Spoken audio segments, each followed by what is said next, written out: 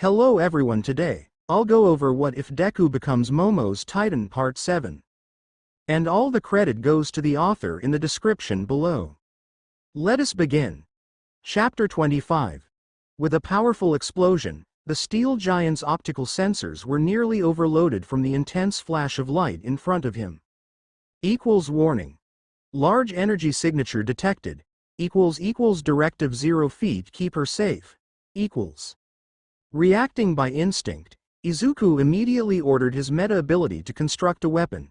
In a flash of green light, a 30mm rotary cannon was assembled in his grasp, already spinning up. Not waiting for the potential opponent to make the first move, relying on all the other readings, he had aimed even before the dust cleared out. With the surprisingly intact ventilation system kicking in, the thick cloud of smoke and dust started to clear out. His eye widened when he saw a figure similar to his own in the center of a shallow crater that was in the place of Hatsume's device. Beyond his shield, the workshop was wrecked, and all the equipment looked torn apart by extreme forces that were stopped by the barrier. The newcomer was inactive for a few more seconds, but suddenly his eye and 3 targeting cameras snapped to the gun the steel giant was aiming at him. In a familiar-looking flash of light, a weapon constructed itself in the hands of the new Titan, his eye turning slowly to a red color with an audible hum of power. Seeing that the potential enemy started targeting the cockpit where Momo was shielded, Izuku poured even more energy into his systems. His top-mounted arms rose with another 2 weapons appearing, completing his full combat mode. For a few seconds nothing happened. The only sounds in the room were the powerful hum of the red eye and the shrill of now 2 Gatling cannons ready to unleash a devastating stream of bullets. Witnessing the surprising situation from inside her friends, Momo decided to break the stalemate. "You are trespassing on private property. Put down your weapons and identify yourself immediately," she ordered, with her voice being clearly transmitted outside. "Hatsume. Shield. What is happening? Who is this?" A female voice sounded from the new giant, clearly agitated and not intending to follow the instructions from the raven-haired girl. "Hatsume. Did you make this thing? Either shut it down or we'll do it ourselves." The second Titan called out again, the weapon in its hands still trained on Izuku. One of its cameras looked in the direction of the 2 dumbfounded girls, focusing for a second on the lifeless form of Mei in the arms of Izumi. "What did you do to her?" it asked once more. The weapon that it was holding started to hum similarly to its eye already was. "That's ion. How in the world?" Melissa shouted more to herself than anyone in the room. Izumi, not knowing what to do, still held the unconscious Mei, who looked like a panda with the bags under her eyes from lack of sleep. "Izuku, take it easy. Please lower your weapon." The blonde inventor tried to de-escalate the situation, at the same time signaling to the greenette to get out of the workshop with Hatsume. "No, no," both Titans replied simultaneously, surprising her, especially with the now identified Ion class speaking for the first time in a male voice. "What's going on here?" One of the teachers ran into the devastated room, immediately taking note that there was one steel giant too many. "Vlad-sensei, get that robot to stand down," once more the new arrival said, with one of the cameras focusing on the blood hero. "Calm down everyone. This certainly has a good explanation. Let's just talk it out." Melissa tried to interfere once more, but the 1B homeroom teacher used his quirk to drag her back to the entrance. "Don't get so close, Shield. That thing is clearly hostile and armed," he said sternly, causing the Titan in question to look at him with one more camera. "Thing? What are you talking about, Vlad-sensei? How can you call Izuku a thing?" the female voice exclaimed, sounding angry and offended at the same time. "Sensei, this is probably one big misunderstanding. We need to stop them before they start to fight for real," the blonde inventor said to the teacher, trying to escape his grasp. "Don't worry, students." The voice of the number 1 hero sounded from the entrance, getting the attention of everyone. "For I am here to help," he finished, appearing in his yellow business suit. All of the cameras on the Ion class Titan turned to the symbol of peace like one, and even the main eye stopped glowing red and looked to the hero. "All might?" The giant spoke with difficulty, but the surprise couldn't be clearer. The hatch to his body opened, revealing an interior more in line with what a real cockpit would look like. A feminine figure jumped out of it, defying gravity and sailing the air in Toshinori's direction. The opposing Titan's gun vanished as soon as she disconnected herself. To everyone's surprise, her armored costume vanished immediately after she left her Titan, revealing a standard UA uniform. The holster with a gun on her hip immediately got the attention of everyone though, especially the two heroes. Seeing that his doppelganger stopped targeting him, Izuku dropped the large energy shield, allowing the girl to fly unperturbed. He lowered his own weapons but was still ready to intervene. "Uraraka!" Vlad King exclaimed, extremely surprised to see one of his own students. Recognizing the girl who was flying in his direction from the sports festival, All Might caught her gently in a hug. It surprised him that a stream of tears was running down her face, and how fiercely she hugged him back. "All Might Sensei! You're alive! How is this possible? I saw you, we saw you," she cried into his shoulder, with the hero trying to understand what was even happening. "Ahahaha! Don't worry, young Uraraka, I'm alive and well as you can see," he replied, gently patting the distressed girl on her back. "You, not him," the girl's Titan suddenly declared, with the hatch slamming down into a closed position. "Not same," he shouted, getting a step closer to them both. Uraraka suddenly looked back to the blonde giant, and to the ground for some reason. Then she tried to get away from the number one hero, but was unable to. With the sudden aggression from her companion, All Might instinctively shielded the girl in his arms from the steel giant. "Let her go." The Ion-class Titan didn't take too kindly to that, immediately aiming his eye at the hero. "Calm down, friend. Nobody is going to hurt anyone here," the blonde giant replied gently, hoping to ease the situation a bit. "No." With that roar, the eye of the giant turned from glowing red into blinding white. The hum of power increased drastically, becoming a vibration that everyone could clearly feel. "Toshinori, let the girl go. He is prioritizing her safety over everything," Izuku said suddenly, his posture getting a bit more relaxed. The two weapons on his top folded back into their dormant state. At the same time, the steel giant rested his 30mm cannon on a nearby table to free his hands. "Not that I don't trust you, but how do you know that?" All Might asked, with a bit of sweat on his brow. Even from over 10 meters he could feel the power of that eye glaring at him. "Because that's what I would do in his place," Izuku replied, looking back at the blonde hero. After a few seconds had passed, Toshinori released the still struggling girl. Ochako immediately kicked off of him and floated back to her partner, who relaxed a bit after catching her in his palm. "What in the world is happening?" "Uraraka left this morning to meet with her parents because they came to Musutafu for the festival. I personally signed the paperwork for her leave." Vlad King asked about the situation in a bit less tense. "Leave? My parents are rebuilding Recovery Girl's office right now. And who is that All Might lookalike?" Ochako asked, pointing to All Might from atop her companion's hand. "I'm sorry, but I don't understand. I assure you that I'm All Might," Toshinori replied, a bit dumbfounded that someone could call him a fake. "All Might is dead. You'd better start talking now," she retorted, her gun hand hovering over the holstered weapon but not making a move yet. "Wait. I think I might have an idea what is happening here," Melissa exclaimed, getting the attention of everyone. How did Uncle die?" she asked the two, feeling a bit uneasy about the subject. "How? Are you serious right now? You were at the funeral with us." Ochako seemed to only get angrier. "USJ, crushed." By Nomu, to everyone's surprise it was the Titan who replied, his tone of voice sad and full of guilt. With a soft hiss, Izuku's cockpit hatch opened and Momo got onto his hand, practically mirroring how Uraraka was held. "That didn't happen. We were attacked by a swarm of robots, but Zuko appeared and we managed to defeat them together even before Uncle Might arrived," the Ravenette stated, observing the other girl who was still hovering her hand over the weapon on her waist. "Who are you?"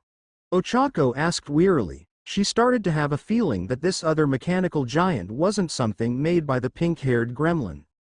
"Yaoyorozu Momo, and he is Knight Izuku," Sorry about earlier, Zuko here can get a bit overprotective sometimes.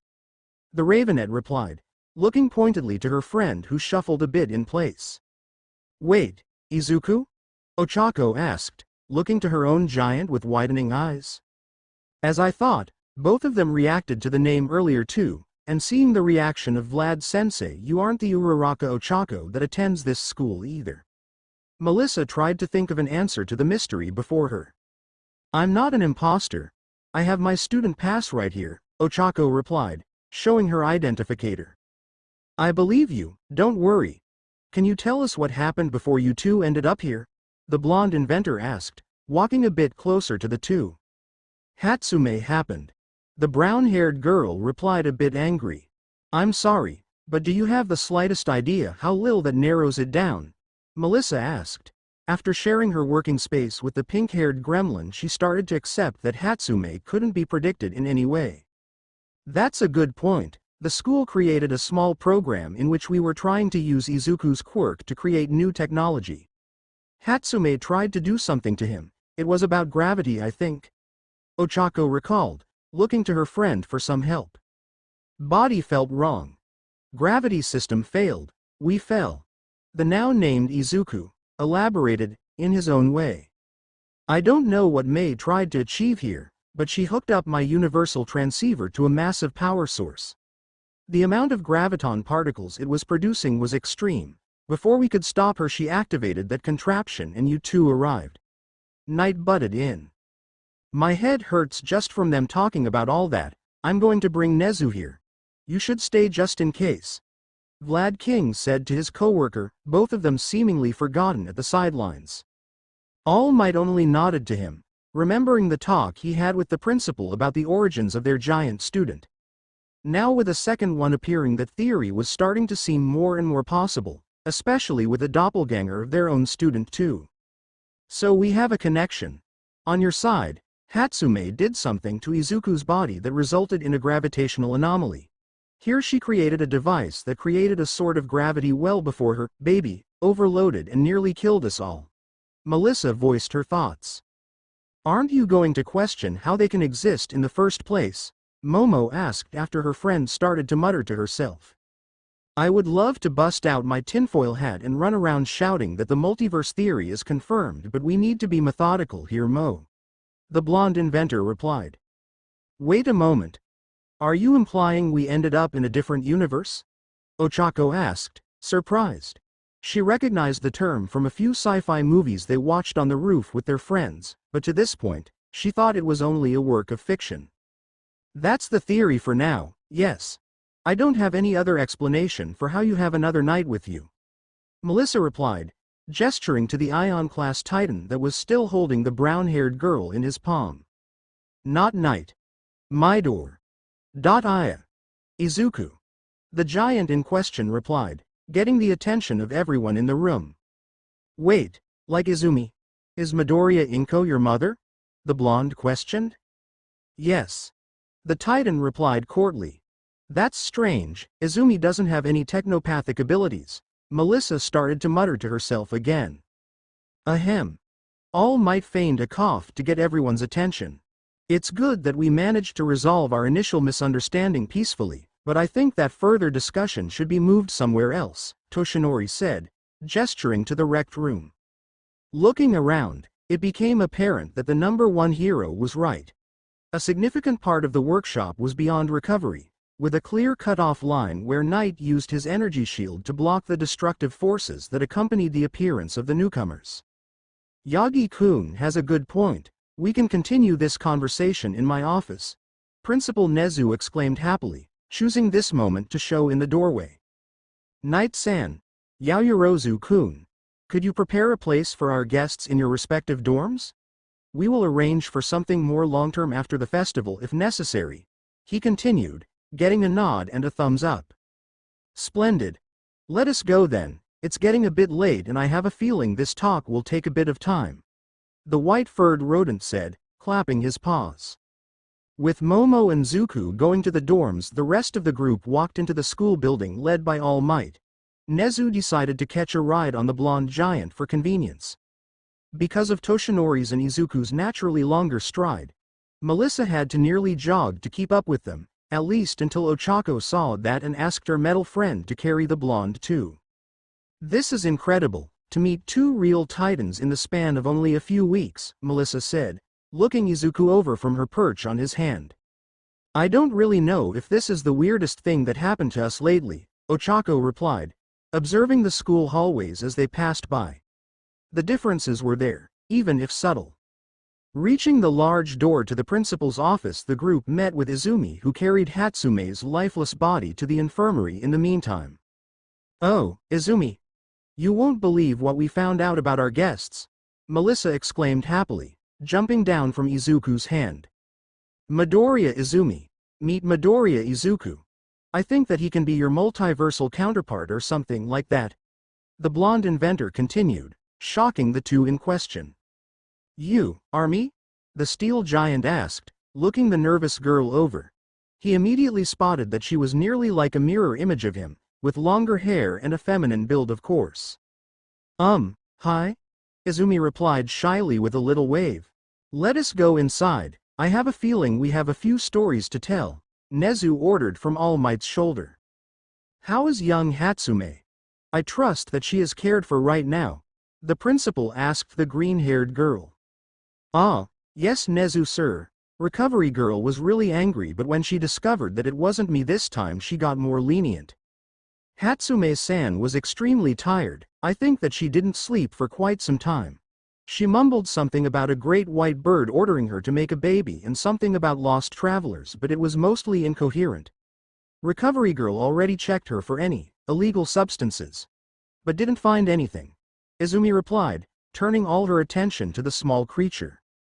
Sharing a glance between themselves, Ochako and Izuku followed the rest of the group into a spacious office. Letting the brown-haired girl down, the Ion-class Titan stood behind the leather couch she sat in. Tea?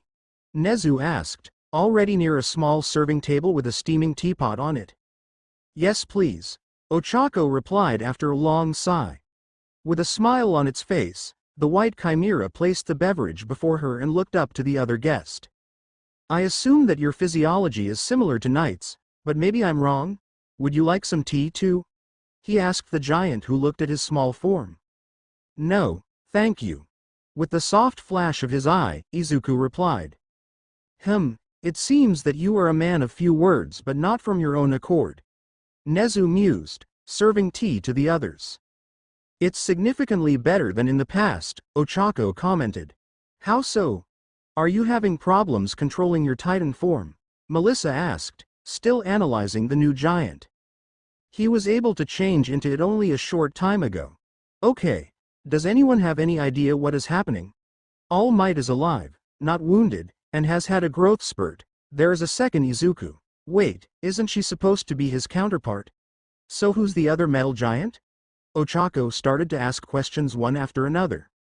Knight-san suffers from memory loss. He only remembers his given name and a call sign of sorts which he accepted as his surname. The white rodent explained, taking a seat across the table from their guests. The investigation is still ongoing, but the most likely scenario is that he arrived in our world like you two, he added after a small sip of his drink. What? Why didn't you tell us anything? It could help him regain his memories, Melissa exclaimed, shocked. It was just a theory until today. With the unexpected visit of our guests here, we can safely assume that it's highly probable, Nezu replied unperturbed. Okay, so what about your All Might? Why is he so big? And shouldn't he stop using his buff form already? The brown-haired girl asked, but paused after remembering that not everyone in the room could be privy to that information. I don't know what to tell you, young Uraraka. I don't really understand what you mean. I can expand my musculature a bit by using my quirk, but I'm not doing it right now. The mountain of a man replied, shrugging a bit. You had a giant scar, to the left of your stomach. You got it in a fight 6 years ago with a powerful villain. When we started the school you could only keep your quirk active for 3 hours a day, Ochako explained. Touching the place she mentioned with his hand, Toshinori remembered the day. How he was kneeling before that bastard, his vision blurry and legs unsteady after taking a nasty hit to the head. And that was the moment Knight decided to kick a foe's teeth in. With that though, he smiled a bit. "That's a long story," the symbol of peace replied. "It's good that we have a bit of time. Don't worry, I have a feeling that everybody here knows about One for All." To his statement, everyone looked surprised, but it turned out to be true judging from the lack of questions and the looks on their faces. "Well, from my side it started with me, Gran Torino, and Night Eye managing to track down the most dangerous villain in human history," Toshinori started.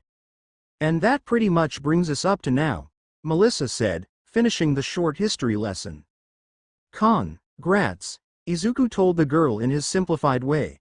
He wanted to talk to them so much, asking a million questions about artificial intelligence and how someone quirkless had made it so far. It was inspiring. "Thank you." Melissa bowed gracefully to him. "You seem pretty awesome too. Did you get to participate in the festival?" "Not yet." "Interesting, so when does your festival take place?" As Melissa started to indulge herself in yet another big robot, Ochako tried to cure her headache by indulging herself in the principal's offered tea. It wasn't working at all. "You're in a war," the girl whispered out, baffled by the different levels of violence their two worlds had. "Then I assume your reality isn't?" the principal asked, his little paws shaking in excitement from the reveal of one of the most debated spatial theories.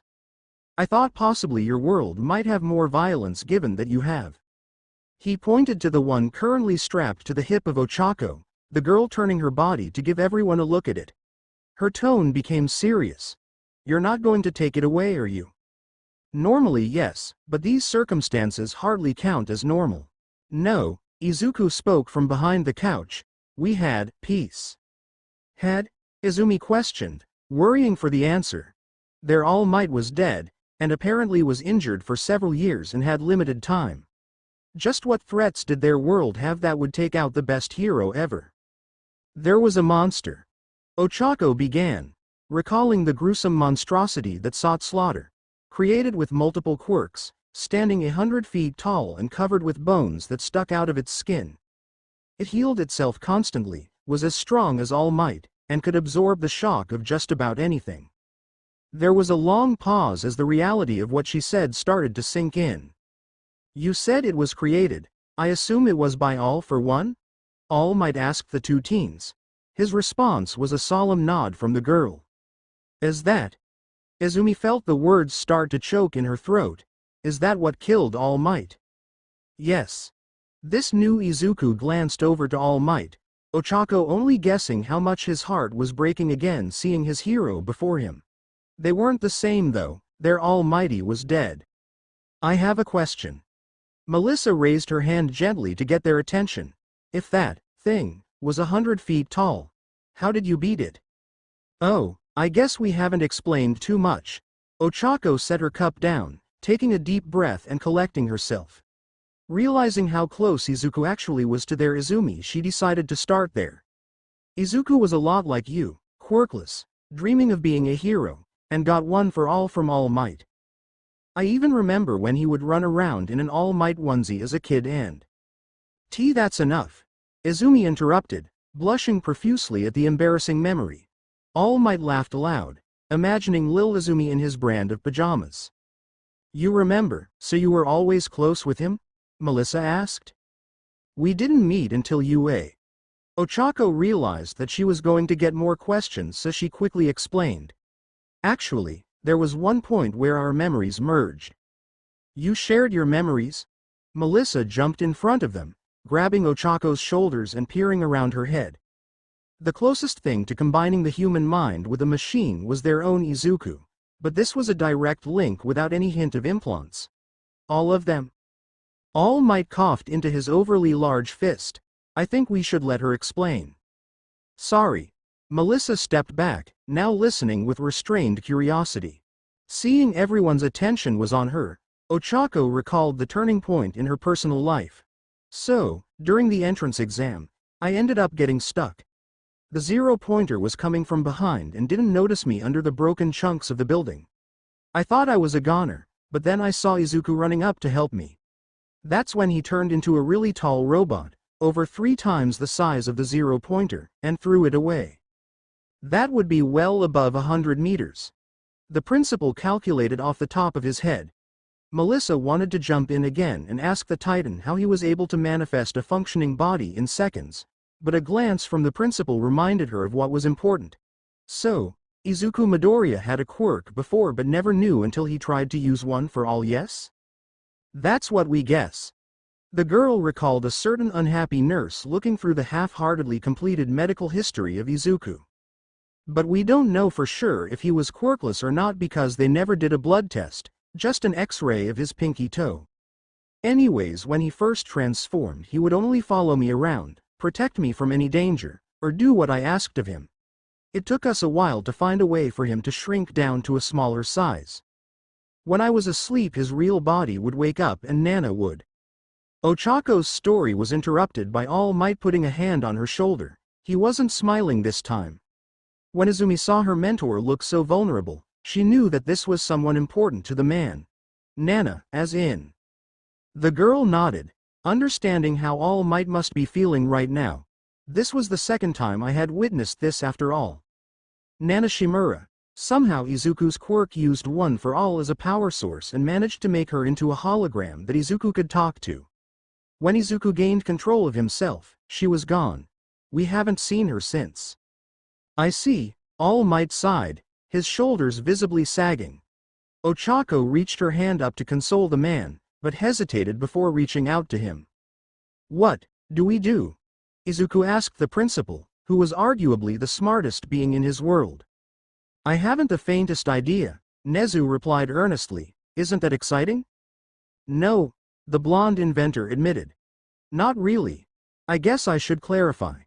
Nezu got up from his high chair, walking up to Melissa herself. I don't know how I can help these two other than offer a place to stay here, or long-term solutions.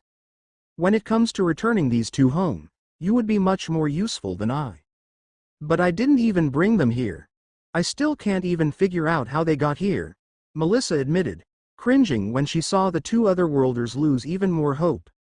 Well, we haven't really taken the time to understand what happened on both ends.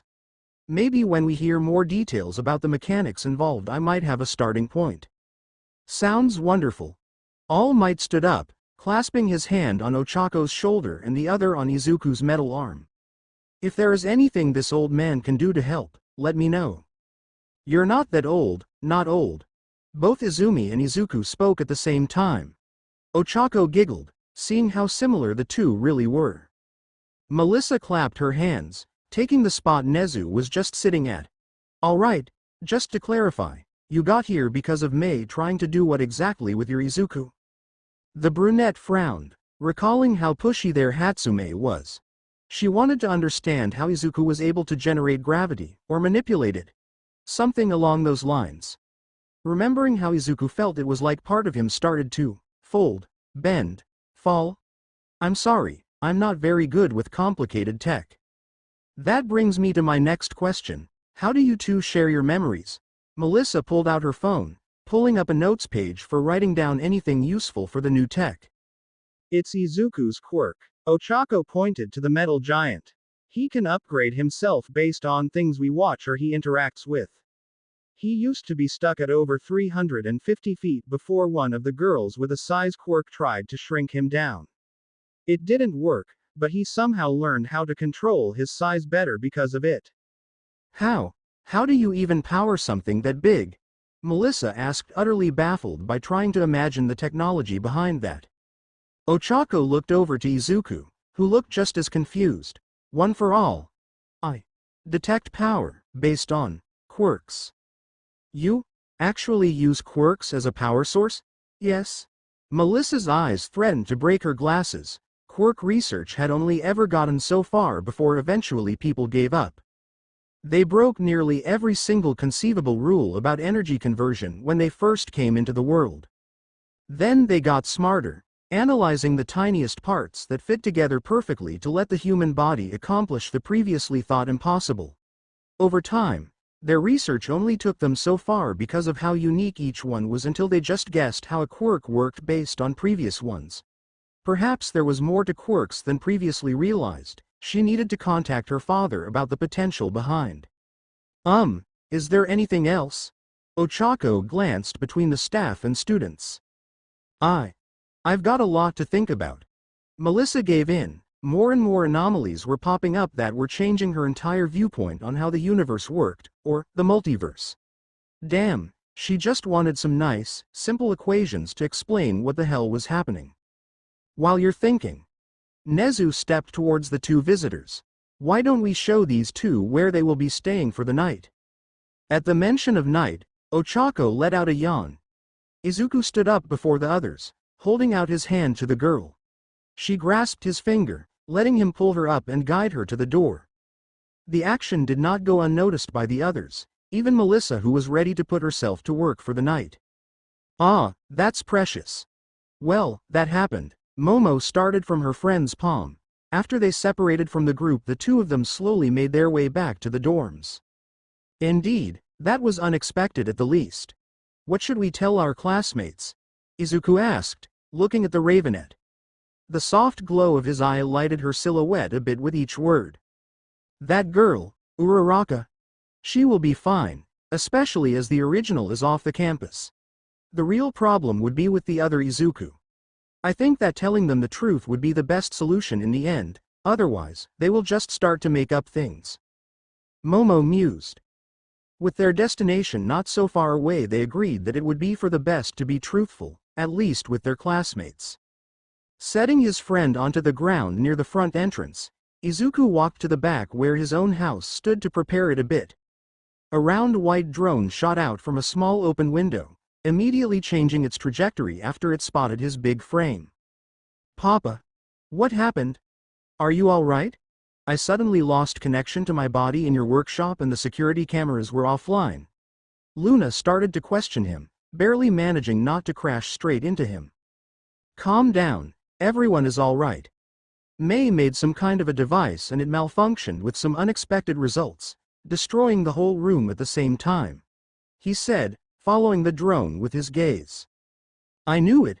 She was muttering something about an anchor baby when I disconnected from my body in the workshop. I should have stopped her and chased her away from there. Now all your hard work is ruined. It was surprising how the artificial construct could express her emotions, from anger at the beginning to sadness at the loss of progress. Don't worry about that, sweetie. We've only just begun, so there is practically no damage done. There was an interesting outcome to what Hatsume did though. I think she might have connected to a different dimension or universe than ours.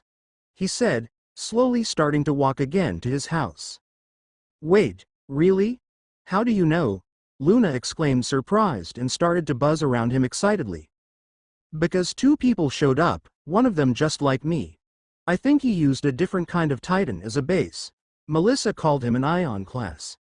He replied, smiling infernally at his daughter's reaction. No way. The small drone twirled in his direction, the vertical sensor array scanning him for any signs of deception. With a soft noise, Luna's body flew right into a wall, causing it to spin out of control and land on the grass upside down. Owie, she cried out, getting an amused look from her father. You shouldn't fly backwards if you don't know what's behind you, he said, chuckling softly. With a nudge of his finger, the round vehicle was turned back onto its base and took flight again. It's because you surprised me. I'm a born pilot, she huffed back, demonstrating a few loops in the air. Opening the doors, he gestured for her to fly back in, wanting to prepare the space for their guest. Entering the dorms, Momo wasn't expecting her whole class to be seated in the common room under the watchful eye of her homeroom teacher, who was standing near the entrance to have everyone in his field of vision. Yaoyorozu, will there be a day when you won't get in trouble after I let you out of my sight for more than an hour? Aizawa asked with the most bored tone of voice one could imagine. To my defense, it wasn't us this time. The raven-haired girl replied, sweating a little from the older man's gaze. What happened and where are the others that went after you too? He asked once again. Melissa and Izumi-san are with All Might and Principal Nezu right now, both safe and fine. It's hard to really explain what happened, she trailed off, unable to think of a way to explain what really took place. Sighing, Aizawa massaged the bridge of his nose.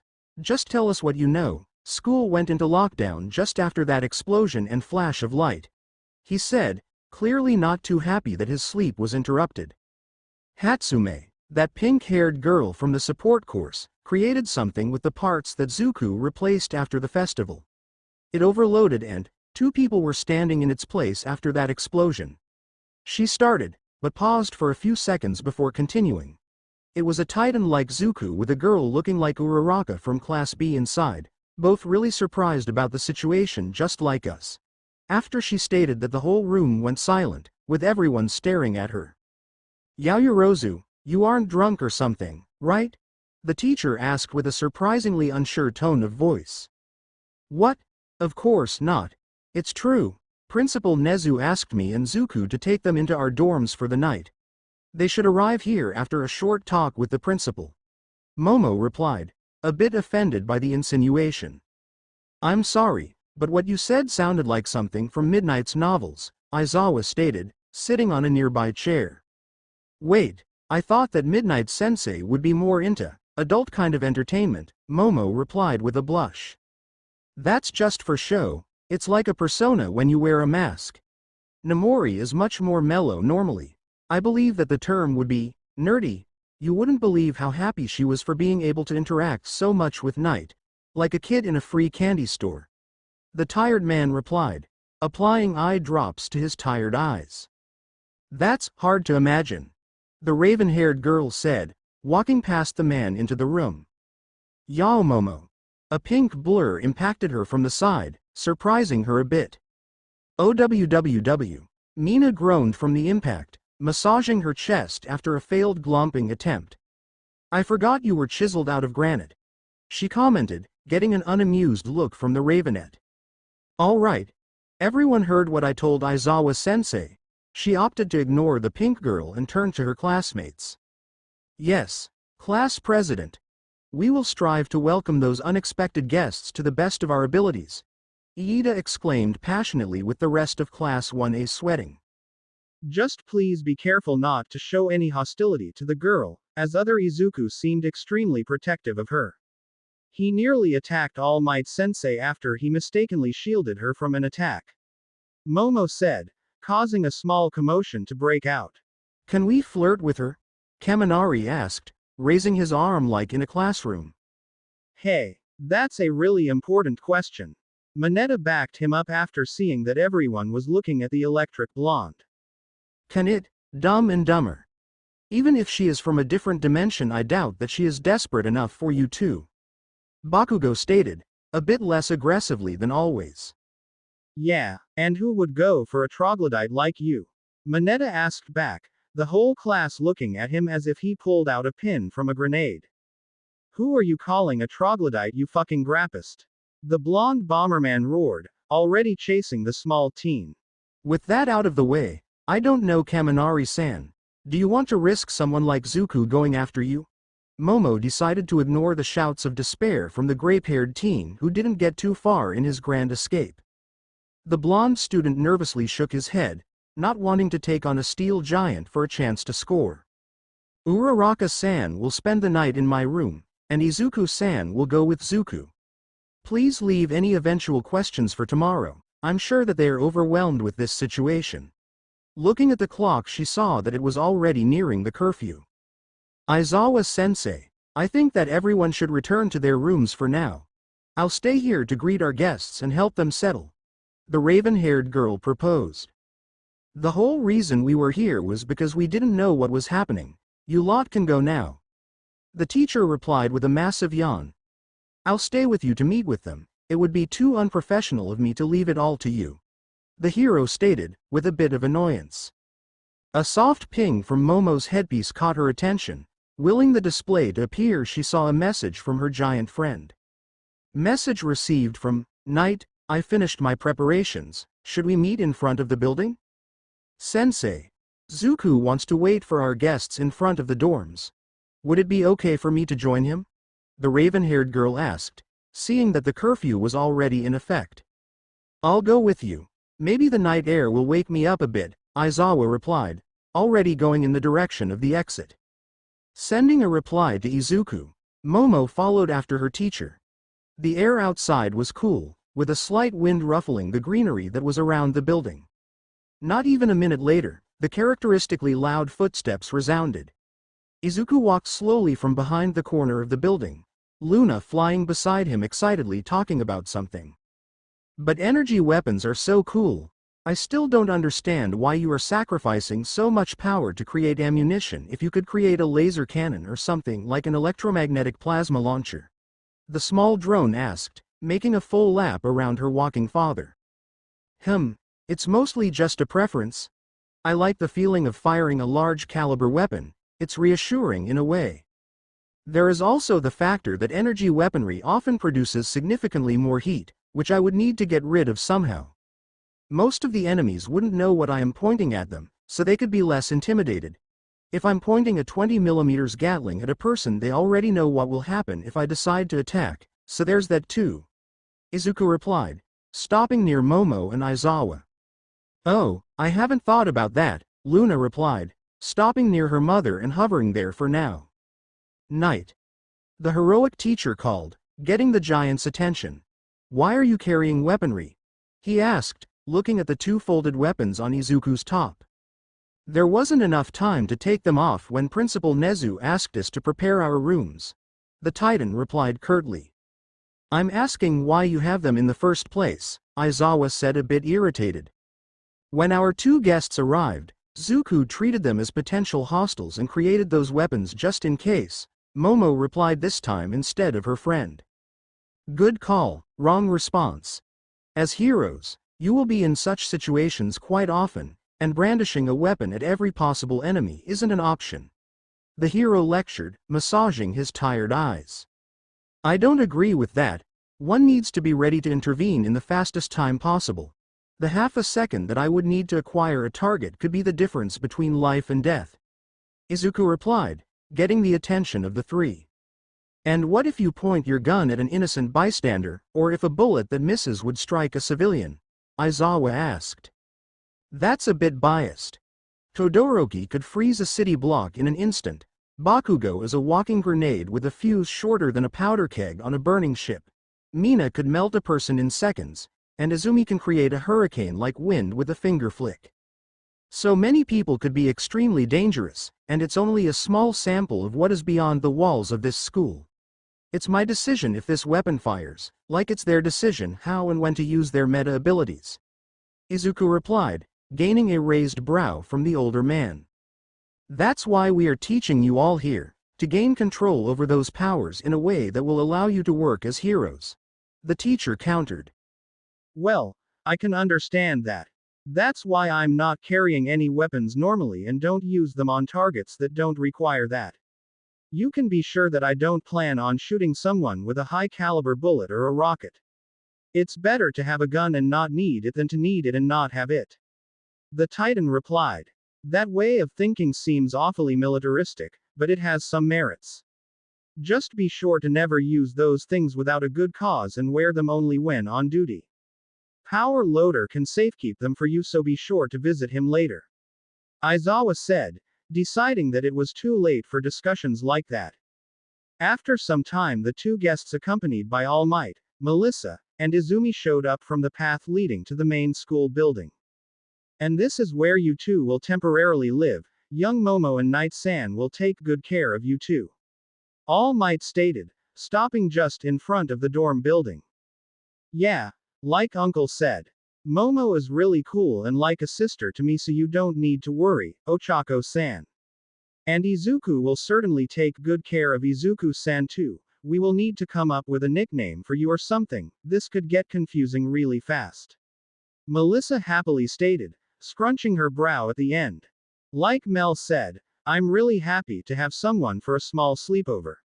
Even if our first impression wasn't too good, I'm really looking forward to getting to know you a bit. Momo extended a hand to the brown-haired girl, who took it a bit reluctantly with her pinky pulled a bit back. Okay. I'm extremely tired and want to go to sleep as fast as possible. I'm the homeroom teacher in this class, Aizawa-sensei, if you would. I know very little about what is happening, and for the moment I prefer for it to stay that way. Aizawa said, pointedly looking at Toshinori, who was about to open his mouth. I'm expecting you two to behave, I'm sure that you know that already. Good night, he said, already entering the building. He's a bit different than in our world. Damn, that's weird to say. Ochako said after a few seconds of silence. Don't worry, we will think something out. Maybe when May wakes up she will be able to explain what that device did. The blonde inventor said, also going to her room. The small body of Luna hovered closer to the Ion-class Titan, getting his attention. Two of the three small cameras on him followed after it, looking straight into the vertical sensor of the drone. Wow, you are so cool. I really like the futuristic aesthetic and how your armor looks. Luna happily chirped, getting the attention of everyone. Thank you, the giant replied, a bit unsure. Who are you? He asked back, focusing his main eye on the little device. Oh, I forgot to introduce myself. I'm Luna. It's nice to meet you, Mr. Titan. She replied, giddily moving from side to side. Midoriya, Izuku. The Titan introduced himself back, getting a small gasp from the artificial construct. Papa. He is called Izuku just like you. That's so awesome, Mom. You heard that? She shot back to Izuku, but midway changed her trajectory and gently slammed into her mother's chest. Yes, sweetie, I heard that. You're acting really hyper all of a sudden, something happened? Momo asked, looking at the small drone now in her arms. I helped Grandpa David with a really hard project that he wanted to finish. He said that I was a really great help. The happiness emanating from the device could be nearly physically felt. That's your daughter. You two have a child. She sounds at least 12 to 16 years old. How in the world? Ochako looked from the raven-haired girl to the giant standing near her and back again at the girl, the look of confusion and slight blush adorning her face. That's a long story, Momo replied with a small blush of her own. She tossed the small vehicle up and with a giggle and a few loops Luna flew over to her father's side. Let's go, it's getting really late and a lot happened today. What is your size, Uraraka-san? The raven-haired girl asked, slowly starting to walk to her room. Why do you ask? Ochako asked, a bit weary. I can make you a few pieces of clothing with my quirk. I'll even make them in any shape and color you want as a bonus. She replied, with the brown-haired girl going after her. Don't worry, Princess will keep her safe. Let's go. My home is just beyond the dorms. Seeing that his titanic companion was a bit tense after the two girls disappeared into the building, Zuko decided to get moving too. So, I can't help but notice that your body is a bit weird. Your power signature is extremely small right now, and the composites of your armor block any scans that I could do. Night started after a short silence. Can't scan. You too, the Titan walking in the back replied, getting the one in the front to chuckle a bit. Great minds think alike, Zuko said more to himself than to anyone, opening the door to his home for the guest. Mi casa as su casa and all that. I know that it's a bit bare, but I guess that guys like us can't complain too much. He continued, getting an understanding look from the other Titan. Going inside, both of them sat at a table that was their size, with Luna hovering over it and between the two. She was looking from one of them to the other, spinning in place. Mr. Izuku, why are you looking like a Titan? Was it like in Papa's case? To defend someone. The artificial intelligence suddenly started to ask questions, seemingly with her patience running thin. Ochako was in danger. I wanted to help. My key quirk activated. I changed into a giant. I was able to get smaller only a few days ago. He replied, looking at his metallic hand. So it's exactly like Papa. When I was barely aware at the beginning, my mother's talked about him a lot. How he saved Mother Momo from a villain so powerful even Grandpa might couldn't defeat. Luna replied happily. From your words it seems our meta abilities are different in function. I would need a really powerful power source to create and properly operate a bigger body. My current one is an ideal balance between size and power. I could maybe go to 10 meters tall, but any more and it would put too much of a strain on my reactor. Knight butted in. Actor. His guest asked, a bit curious. Yes, I'm powered by a 6th-generation arc reactor. From your reaction, I'm guessing that you don't have anything like that. Zuko asked once again.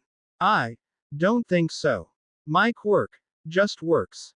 The Ion-class Titan replied as if he had never thought about that before. I envy you a bit if you're able to get even smaller. The only way for me to even remotely feel like a normal human would be to pilot a person-sized drone.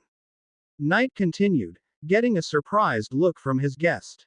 I can't. You can't. Izuku asked in surprise. Not to my knowledge. When I changed into this form it felt just right, now my meta ability refuses to reduce my size back down. Zuko replied, leaning back a bit as if to stretch. This is your body? Not armor? Suit? The Ion-class Titan asked with his bright green eye widening to the maximum. Yes, this is my body now.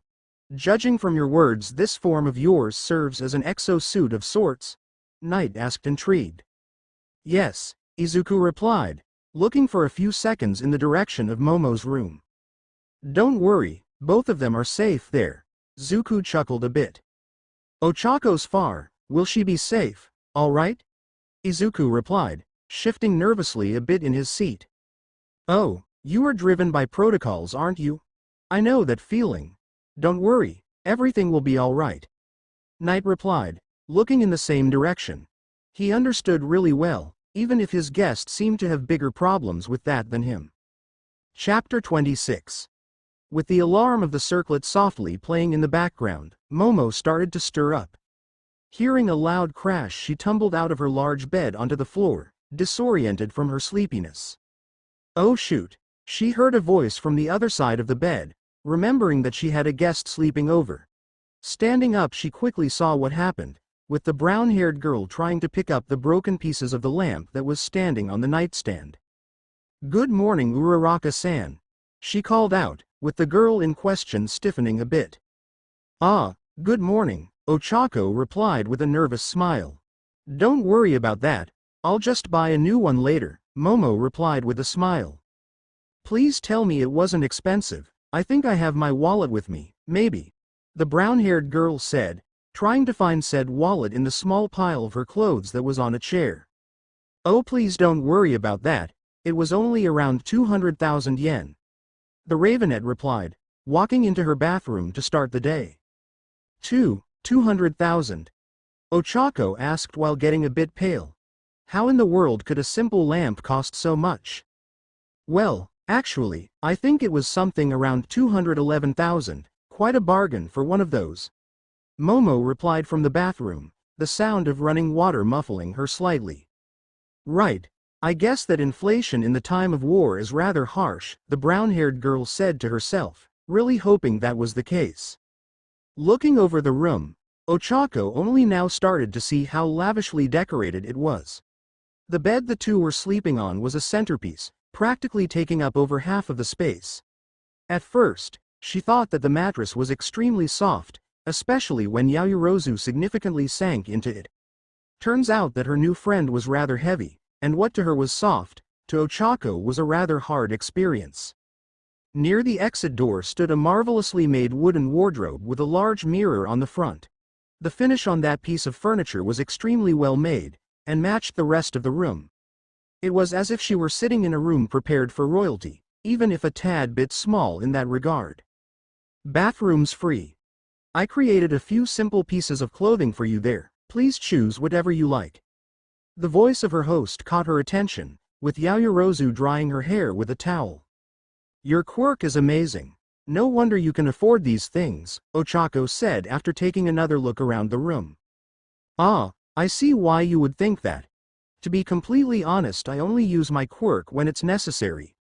If we had a bit more time yesterday, I would have organized a quick shopping trip instead of creating those clothes for you. Maybe we could do that later this week. I mean, if we don't find a way for you two to return, of course. Momo replied with a smile while trying to tame her hair. Ehehe, I think I have just enough for a cheap meal. Wait, does my money even work in this world? Uraraka asked from the bathroom. Probably not. In the best scenario, it's indistinguishable and would just double some serial numbers. In the worst, you could get accused of counterfeiting. Don't worry, I'll pay for whatever you and your Izuku need. The Ravenet replied, looking over her spiky ponytail in the mirror. That's a bit too generous. I wouldn't want to be a burden on you, Ochako said back, walking out of the bathroom in a fresh change of clothes. As I said before, don't worry. I have more money than I could ever spend on myself anyway, Momo stated, relaxing for a bit in the chair near her desk. You know, right before we came here we started making a bunch of plans to advance our technology. Through new energy methods, prosthetics, and even toys I'll be able to buy whatever I want. I'll be making about 15 million yen by the end of the year. Ochako stated with confidence, sizing herself up to her rich roommate. Oh, that's a really nice idea. It would allow you to acquire some spending money. My parents made a few investments in my name for the future too. I think that one of the subsidiary companies that is going to be mine has a really close annual income to what you predict. The raven-haired girl commented, causing her guest to sweat drop. There is no winning with you, Ochako mumbled to herself, getting a confused look back. So, Shield-san told me yesterday that you and Knight-san are together. How did that happen? She continued, trying to change the subject. That's a bit complicated to be honest. Some things happened and I ended up asking Zuku to pretend he is my boyfriend. I didn't think that it would be such a sensation, Momo replied, playing with the lone strand of hair that framed her face. So you two are just friends? The brown-haired girl asked yet again. I certainly hope that we are something more. It's hard to tell really. I certainly like him quite a bit, but, the raven-haired girl trailed off, looking to her lap. She played with her fingers for a few seconds, as if searching for proper words. I think that I'm a burden to him. Zuku would probably never say that, and yell at me for thinking that, but he is always helping me. Recently I found out that he is struggling with his body, and I'm the reason he had to change into it. And to make things worse, I didn't even spot it by myself. Our friends and my own daughter had to spell it for me, Momo continued, her tone of voice clearly sad. You know, I think I understand you a bit. We met with Izuku at the UA entrance exam. Just before entering the school I saw him tripping on his own legs from nervousness, so I stopped his fall with my quirk. The next thing I know he is standing there, towering over me after defeating the zero-pointer that was going to crush me. Now he is stuck like that, not being able to change back. He saved me just because I showed him a bit of kindness, not even knowing he could do anything, Ochako said, sitting on the bed. So, you two, the raven-haired girl asked a bit awkwardly. No, we're not like that. Gosh, I don't really know.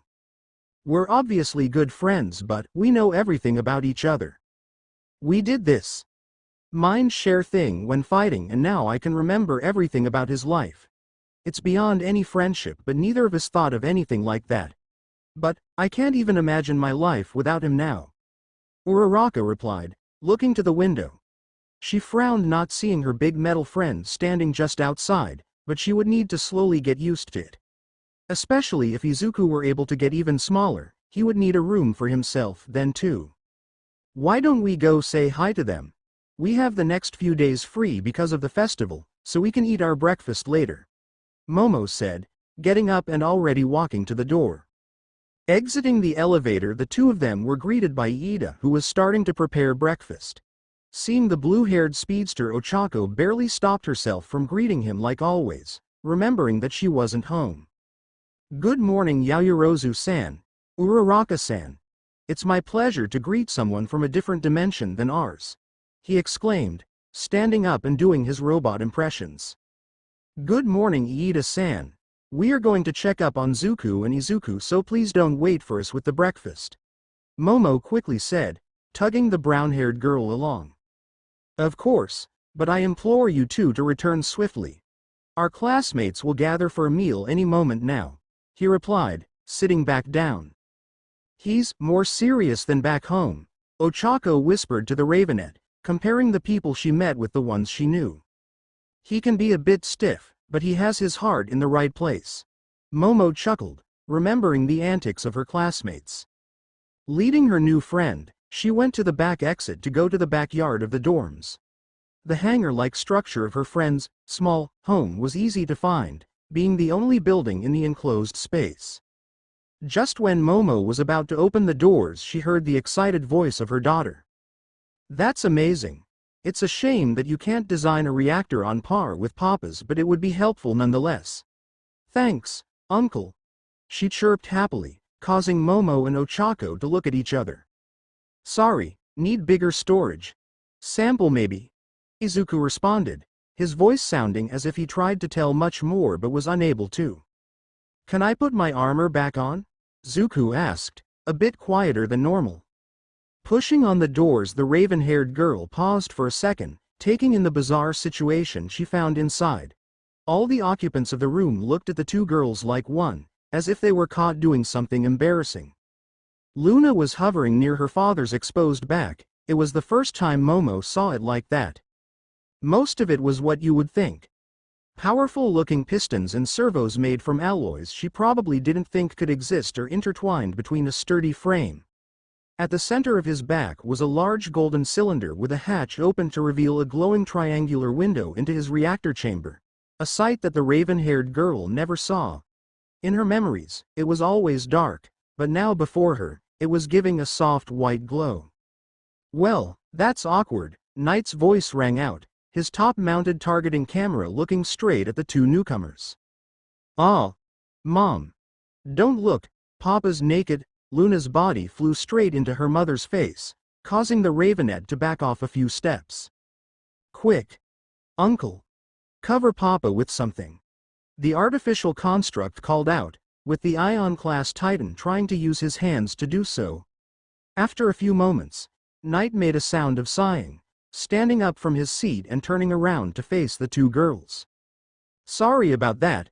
Luna had a rather good idea of Izuku here trying to scan my internal systems to try and replicate some of the technology that I personally can't," he said, reaching with one of his hands to the wall where a few thick armor plates leaned. Taking one of them, he moved it precisely into the spot it should go and somehow attached it, not even making a sound. I'm sorry, Zuku. I didn't think that you could be, naked." "Sorry," Momo replied, somehow managing to get a blush. If the steel giant had an eyebrow, he would certainly raise it right now at that. "So how did you guys spend the night?" Ochako asked, walking closer to her friend. "Oh, Uncle Izuku helped me with a lot of things. He made a few blueprints for the Valkyrie and even created a..." To her surprise, it was that strange white orb that replied, buzzing happily around. Luna started to drone on, spewing technical terms and names that the gravity-defying girl didn't even hear in her life. "Luna, I think you should give this body a bit of rest. I can pick up with my sensors that the power source is nearly depleted," Knight said, finishing putting on his armor. "But Papa, I want to talk with Uncle a bit more." To the brown-haired girl's surprise, that whine sounded so natural and realistic that it just couldn't come from a computer program, in her opinion at least. "You were talking his ear off for around 8 hours now. He needs to spend some time with his friend too. I'm sure he will be happy to talk with you a bit more later on," Zuko said in a patient voice. "Okay. But you promised that Uncle would be here later, right?" Luna asked dejectedly, slowly floating to the charging dock on the table. "Maybe, if can't get home. I'll be back," Izuku replied. With his words, the little drone seemed convinced, its body plopping itself into its place. "See you later, Uncle," she called out, just before the connection indicators went dark. "So what brings you two here so early? It's an off day from school, so I thought you would be coming in later," Knight asked, sitting on his enormous chair. "We just wanted to check on you before breakfast. It's a shame that both of you can't fit inside the dorms," Momo replied after making sure it was okay to look. "Thank you, but I think that I'm talking for both of us if I say that we would prefer you two to take proper care of yourself first," he replied, looking between the two girls. "It's not me who lost her left arm 3 times," the Ravenette replied playfully, getting a surprised look from their guests. "Very funny, Princess. I'm able to recover from such damage quite easily, so that doesn't count. Please let Melissa know that we gathered all the data about the incident that we managed to record, and we should go over it later." Maybe that would shed a bit of light on how to proceed. Knight mused. Knowing her, she is probably sleeping on her desk under a mountain of books and paper. Momo chuckled, turning to Ochako. Let's go then, Uraraka-san. We will drag Melissa here with us later. Please contact me if you two need anything, she said, starting to walk back. See you later, Izuku, Knight-san. The brown-haired girl called to them, walking after her the Ravenet. See you, Izuku said, waving after his friend a bit. He really wanted to join her, but he had to wait a bit more to do that. So we wait again. Do you know how to play chess by chance? Knight asked his fellow Titan, who directed his main optic back at him from the retreating forms of the two girls. A bit. He replied, interested. The holographic projectors on the sides of Knight's eye came to life, creating a board and the pieces on the table between them. Then let's play a game or two. It's nice that Knight-san has a place of his own like this. Maybe I could have my parents build something for Izuku back home, Ochako started, just when the two of them reached the dorm building. It's better than letting him stay at the school workshops. We wanted to decorate it a bit for him, but there somehow wasn't too much time to actually do that. Momo replied, pushing the doors open. Not enough time. That's something both our worlds have in common. The gravity-defying girl chuckled to herself. A few more of their classmates showed up with Iida trying, and miserably failing, to somehow organize them. Hey ya Momo. Is this our alien visitor? A pink blur suddenly ran up to them, causing the gravity-defying girl to reach to her belt by instinct. Patting her side, she only now realized that her firearm was left in the room upstairs, hidden in her own clothes. Suddenly she felt glad that they were in another universe. Otherwise, Snipe-sensei would chew her out for that something fierce. Mina, can't you act more normal for once? The raven-haired girl asked, a bit exasperated. This is Uraraka-san. She isn't an alien. She continued, introducing her new roommate to her classmate. I'm Ashido Mina. Just call me Mina, everybody does. The pinkhead introduced herself. I don't do that, Ashido-san. Shiozaki replied from the table that she was setting up. You only are buddy-buddy with your Izuku-kun. For a Christian girl you are quite a homewrecker, Mina said playfully, causing the vine-haired girl to drop the cutlery onto the table in a loud clutter. I am not. Mine and Izuku-san's relationship is purely friendly and platonic, she exclaimed, blushing furiously. You say that, but the two of you spend a lot of time together in that love garden of yours. The pink-skinned girl replied with a big grin. It's because our plants need a lot of attention. It's hard to maintain a garden like that, Shiozaki replied, still red in the face. Do they tease your guys' love life all the time? Ochako asked the raven-haired girl, who only watched unamused how the two of her classmates started to argue. Sometimes. Let's go to the kitchen, before Mina remembers that we exist. With that idea in the air, the two of them managed to get away, with Shiozaki starting to chastise the pinkhead in the background. This place is a bit different than back home, a little smaller. I mean, I'm in class 1B, but all the dorms should look the same. The brown-haired girl stated, looking around. I guess that's to be expected. From our short talk earlier, it looks like our worlds have completely different histories. It could be as simple as a different construction company being hired to make them here. I'm pretty sure that the layout of those buildings was created by Principal Nezu himself and later realized by Cementos-sensei. Momo replied, walking into the kitchen area. Kyoka and Hagakure were already at work, with Tsunotori's horns visible from behind the small doors of an open kitchen cabinet. There is no maple syrup. The horned girl called out, standing up. Are you maybe making pancakes? We can help, the raven-haired girl said happily, gaining the attention of everyone. We planned on it, but there isn't too much to go with them. I'm Kyoka Jiro, by the way. It's nice to meet you. Kyoka replied, introducing herself at the same time. I'm Uraraka Ochako. Nice to meet you too. The brown-haired girl replied, looking with interest at the moving set of clothes that sauntered to them.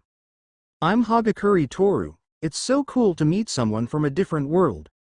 You look the same as the Uraraka from the sports festival though. If I didn't know Momo, I would say that she is pulling our legs with that story. With a cheerful voice, Hagakure started to drone on. Ochako could only try to follow her gestures with the fast movements of the clothes and accessories she had on her wrists. I assure you that it's much weirder for me, the brown-haired girl replied, a bit unsure how to proceed. Ladies, we have much more important things to do, Momo exclaimed, with her eyes shining from excitement. Those delicious pancakes won't prepare themselves, she continued with conviction, causing the rest of the girls to sweat drop. That was delicious, Kaminari commented with a light burp. Normally they would need to prepare food by themselves if the school cafeteria was closed, but today girls decided to make breakfast for everyone. Hey, of course it is. You normally would just start your day with a cup of instant ramen, Shiro said, equally stuffed. Guys, it's a homemade meal from a high school girl. How can you two be so calm about this? We should preserve this for the future, Mineta exclaimed, with a few of his pancakes remaining on the plate. You are beyond weird right now, Kaminari replied to his small friend, a bit taken aback by his comment. On the other side of the long table, Momo poked her last piece, sulking a bit. Not worry y'all, Momo. I'm not too good with kitchen stuff either, Pony said, trying to cheer the raven-haired girl. There's bad and there's y'all, Momo. I never saw someone set an empty pan on fire, there wasn't even any oil involved, Kyoka replied, causing Momo to sulk even more. Well, knowing a recipe for a dish is totally different from actually being able to prepare it. I'm just surprised your Ida didn't offer to cook. He does it all the time back home. Ochako butted in, after finishing her own meal. I tried, okay? It's not that easy, the raven-haired girl tried to defend herself. Our class president's culinary prowess aside, what's our plan for today? Mina asked with a devilish smile already forming on her face. Well, aside from trying to get our guests back home, I don't really think that I have any plans. Not that I could contribute too much, but maybe Mel will need my quirk for something. Momo replied, drinking some tea. She wasn't miffed about her total failure in the kitchen, not at all. Then what about a small party? The third-year sports festival is today, so we could watch that. Maybe use a projector in the garden. I think that Izuku's house could be perfect for a screen. The pinkest of them all excitedly exclaimed. That's not a bad idea, I can provide some music. My room is facing that way, so we could just throw the speakers onto the balcony. Kyoka agreed, not having a better idea herself. Barbecue!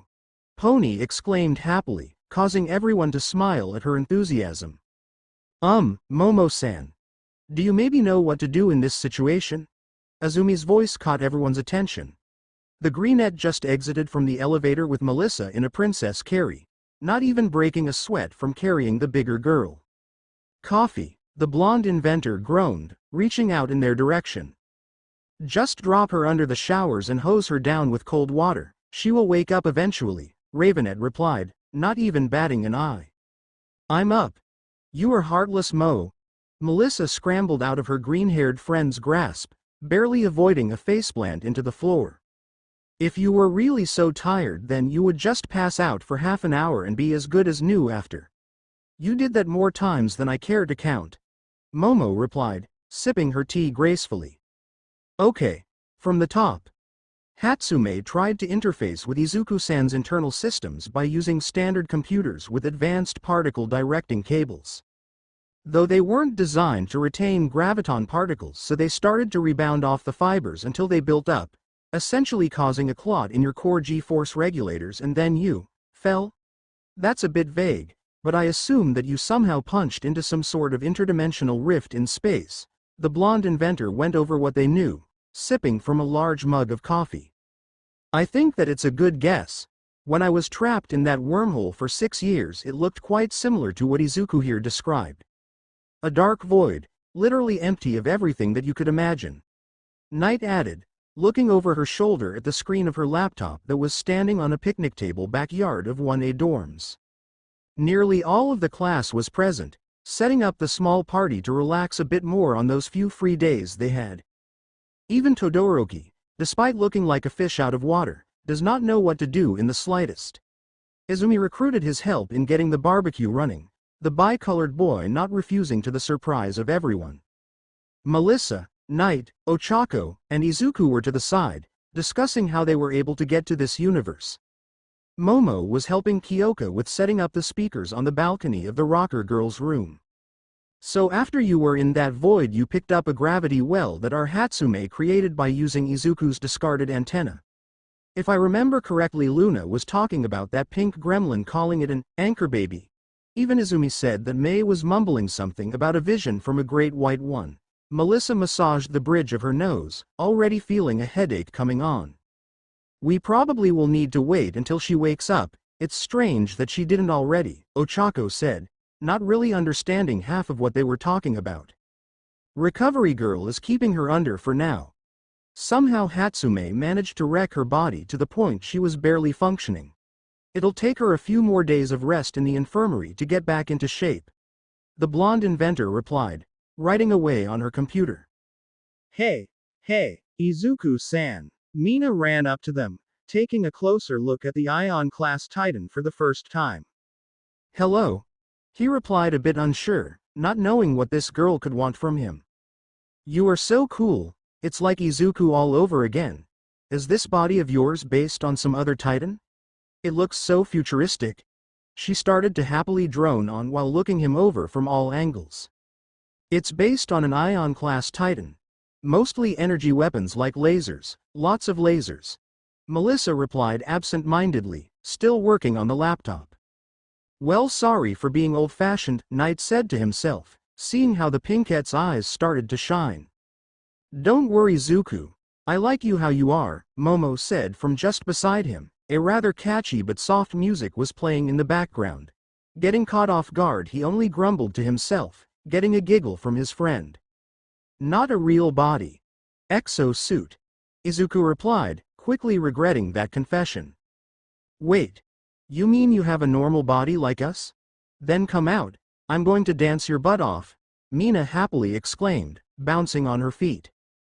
Can't. I'm stuck. He tried to explain. Then can you at least show us your face? I'm really curious what you look like. Mina tried once more, getting the attention of the rest of the class. Ashido-san. Izuku would love to get out and join us, but he is physically incapable of doing so. We tried a lot of things but nothing worked. Ochako tried to rescue her friend, remembering how All Might ripped him out of his metal body by force.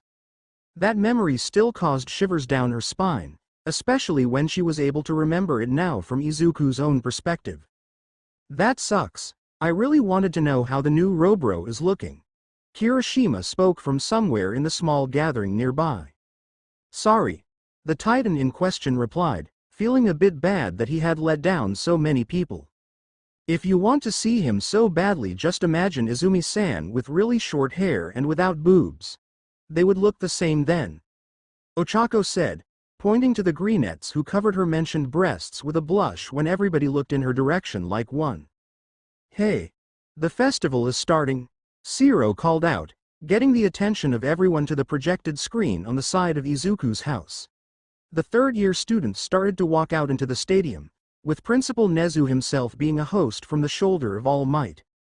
The #1 hero looked majestic as ever, dwarfing the diminutive Chimera nearly 4 times over.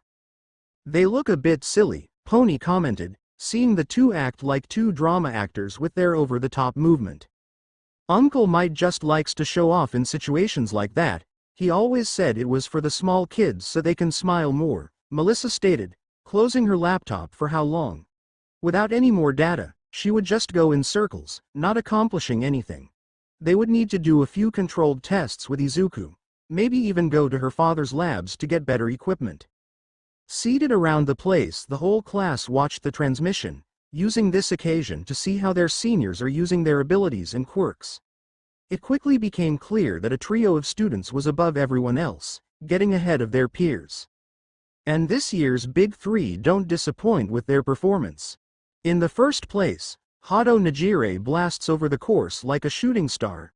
Right behind her, Tagata Mirio was running straight through the obstacles without a care in the world. Thank God and the support department for his new underwear. We certainly don't need the accident from last year to repeat. Present Mike commented on the first event, an obstacle race harder and more dangerous than their own. The first years didn't have to dodge faux villain robots and turrets shooting rubber bullets. And in the third place Amajiki Tamaki, barreling through the course like an unstoppable tank. His abilities certainly are higher than last year with so many transformations going on at once. The voice hero narrated, showing the third place contestant. He was looking like a centaur armored with shells and fur. Wow, I don't think I had an opportunity to see them go all out like that back home, Ochako said, sitting more in the back with Izuku and the rest. So those three are so powerful in your world too? Izumi asked while scribbling furiously in one of her notebooks. Yeah, but personally I know Mirio the most. He helped with Izuku before we could properly communicate with him. He's a great friend. The brown-haired girl explained, observing how the blonde hero on screen effortlessly forced his way through all obstacles. It seemed that he had a bit better equipment here, with the set of boxers not falling off his person. Hey Mel, isn't that the guy that Uncle David made the quirk-compatible fabric for? Momo asked her friend, munching on some popcorn. I think that's the one. It's really strange how that quirk of his works. If I remember correctly, he can become completely intangible and pass through any matter, but at the same time, we can still see him so photons don't count. He can't see or breathe but the air that already is in his lungs remains there, giving him around 2 to 5 minutes to use his ability. Gravity still affects him too, and if he tries to turn off his quirk while inside something he is violently pushed out. The blonde inventor trailed off, seeing that Izumi was writing so fast that her notebook was slightly smoking. Is she using her quirk to write faster? Momo whispered a question to her bestie who only shrugged. Ochako felt herself becoming slightly thirsty with all the activity. Deciding to get herself a quick drink, she left the conversation to grab herself a can of some soda brand she had never heard of. Reaching out, she froze when she saw the boy on the other side of the folding table. The hell are you looking at, round face? The blunt question from Bakugo finally managed to snap her out of her odd moment. You. Right, different universe, different Bakugo, she said aloud, mostly to herself. There's only one me. Anything else is a cheap knockoff, the boy replied as a matter of fact, beginning to walk away from the other worlder. Hold up, Ochako called out to him, and Bakugo just turned his head enough to acknowledge her existence. You're similar to the Bakugo back home, but, well, ours is a lot more angry, violent, and even tried to attack Izuku. Trying to summarize it to him wasn't an easy task. Who knew how much they really had in common? TCH, then he's an idiot. Bakugo rolled his eyes, then glanced at the Ion Titan, judging if he really could take on the tall metal robot boy. Yeah, I get that. Ochako huffed, trying not to think about the horrible things she recalled Izuku experiencing because of a similar explosive blonde. But, you're different, calmer, and obviously smarter now. Did you think I was stupid? If you keep interrupting me before I get to the point. Then get to it. Bakugo raised his voice, tired of his time being wasted. I'm trying to figure out what changed in you because ours is still a stubborn jackass who lost his arm picking a fight when there wasn't one. If there is even a glimmer of hope to get it through his thick skull that he messed up tormenting Izuku all his life, I want to know how to do it. Finishing her rant, Ochako finally started catching her breath. She really needed to vent that. Bakugo turned away, shamefully knowing very well what she was talking about. I don't know, he let out in a whisper. What was that? She hardly heard him, getting closer to try and hear him. Don't know, don't care. Ask someone who does. With those words of wisdom, Bakugo stomped off to watch the third year's sports festival. Geez, that was helpful, Ochako stated with sarcasm, deciding her time was better spent talking to someone else. Maybe she would find out what was different between Idas next. With the events of the festival playing in the background, Class 1A mingled and talked among themselves. Being at the edge of the large courtyard, Izuku observed a small flower garden that was not so far away. It somehow reminded him of the small girl who became his friend, and the colorful mushrooms she would show him whenever they spoke. You seem interested in our garden. Are you maybe sharing Izuku-san's interests in flowers and plants? A girl with long and green hair asked, carrying a watering can from the dorm building. She proceeded to water every single plant with diligence, taking care not to miss even a single one. A friend likes mushrooms. Plant them, in your garden. I like them, he replied, taking a few steps closer to the working girl so he wouldn't disturb anyone with his louder voice. Oh, I never really considered taking care of any fungi. Plants always were a bit closer to my heart, but it's maybe because of my own mutation. She mused, looking at him with interest. It still surprises me that despite being mechanical the two of you appreciate nature to such a degree. She continued, finishing with her work just after. Nature is nice, he replied, observing the colorful flowers and leaves before him. That it is. It seems that our friends are excited for some reason. Abara pointed out with a smile. Looking in their direction, Izuku immediately saw that it was true, with most of the class discussing something between themselves, but the music from the balcony muffled them out. Walking closer, the Ion class Titan immediately garnered the attention of everyone. It just needs to be done. Such an opportunity could never repeat itself, Kaminari stated with excitement. I agree. It would be the manliest thing ever, Kirishima exclaimed, pumped up like never before. To be completely honest, I'm curious as well. Neither of us can scan the other, so we can't calculate who would give in first. Knight added to the existing excitement of his classmates. It's arm wrestling time, Mina shouted, together with Hagakure and Pony. You okay with this, Izuku? You can say no if you want, Ochako asked, not really knowing what to think about that idea. Her giant shrugged his shoulders, personally interested in the possible results. Well, maybe we should let them be for now? If your Izuku is as sturdy as mine, then they will be fine. Maybe a bit of fun like this would help them feel more human for once. Momo whispered into her ear, causing the brown-haired girl to nod a bit reluctantly. What do you say, Izuku? Want to test your mettle against those guns? Knight asked the other Titan, mimicking one of All Might's flexing poses.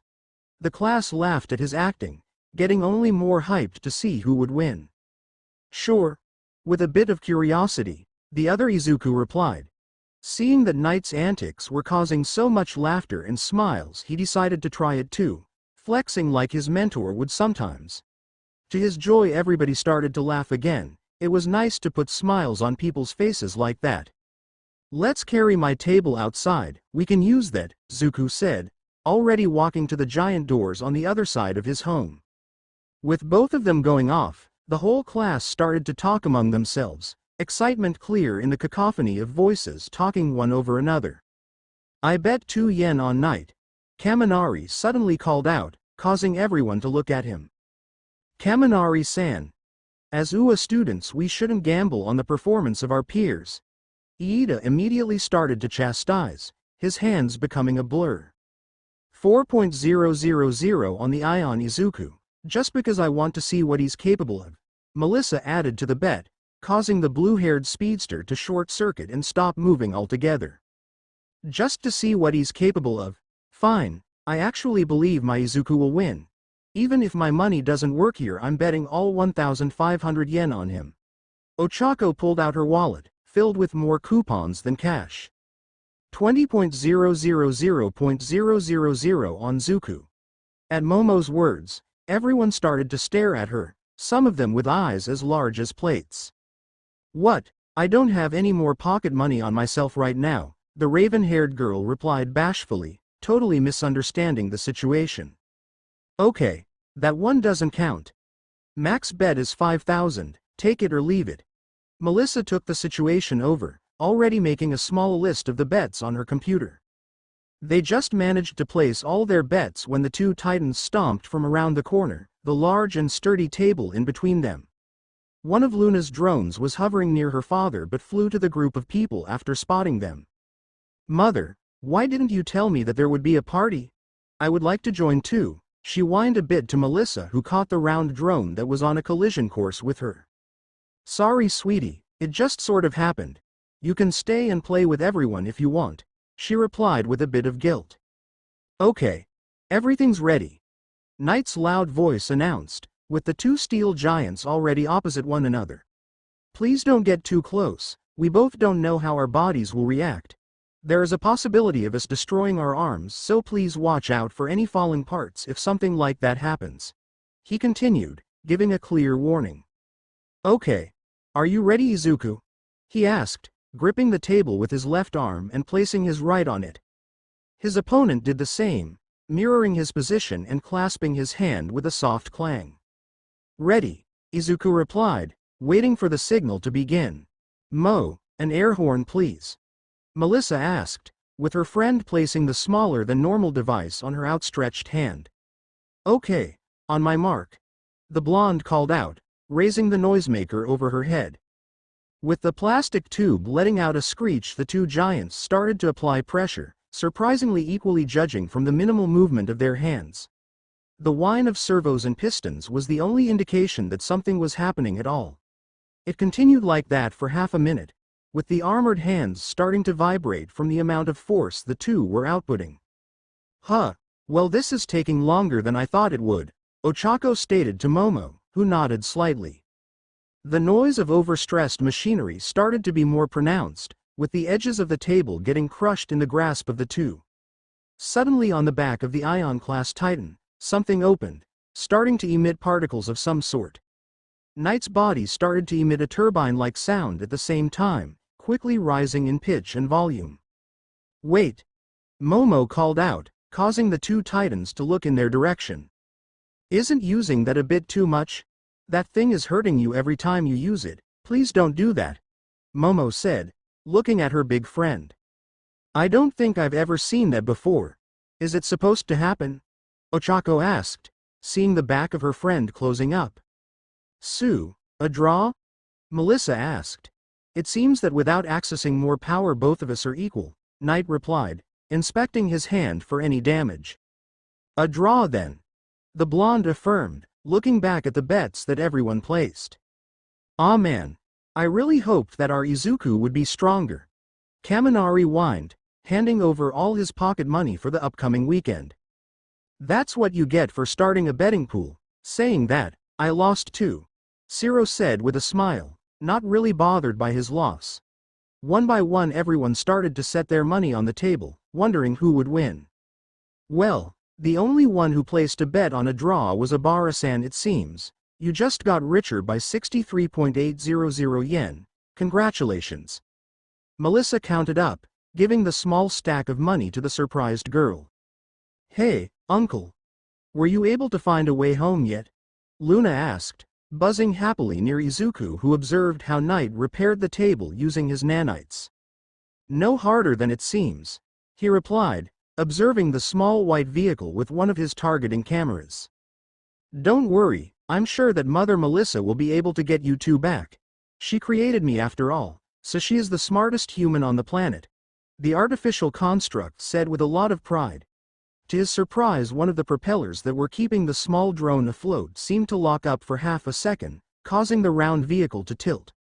The AI quickly corrected that, but it was a bit odd nonetheless, especially with his scans concluding that the device should be 100% operational. I'm done. Let's carry this back inside, Knight called out, already prepared to lift the table back inside. He could lift it without a problem by himself, but with someone helping out it was much easier to maneuver through the doors. With the two giants gone again, the small white drone flew to the group of students who started to watch the third event of the sports festival.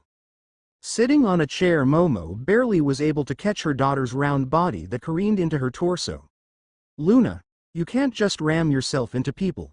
Not everybody is as sturdy as me, she chastised, lifting the drone so she could look directly into its cameras. Sorry mommy, it just got so dark suddenly. To the raven-haired girl's surprise, her daughter's voice was a bit more stiff and monotone, like when she was just starting to learn how to use it. Maybe your camera stopped working. You ran into things a few times with this body already. Could you run a quick diagnostic? She asked, looking over the few scratches on the small vehicle. Error. System diagnostic inconclusive. Remote body status fully operational. Surprising everyone, Luna started to stutter and talk in full monotone, with the propellers of her body firing off at random. Luna. Core status. Melissa ordered immediately, With her shout, everyone stopped paying attention to the happenings on the projected screen. Vaulting over the table, the blonde inventor took the drone from her friend's hands and hooked it to the laptop that she was using earlier. "Mommy, why is it so dark in here? I don't feel so good," the artificial construct asked. All the optical sensors of her body were visibly working without any synchronization trying to focus. "It's all right, probably just some glitch in the communication subroutines. Can you tell me what the status of the core, sweetie, is?" Melissa asked once more, her fingers becoming a blur on the keyboard. "Warning. Main power grid is offline.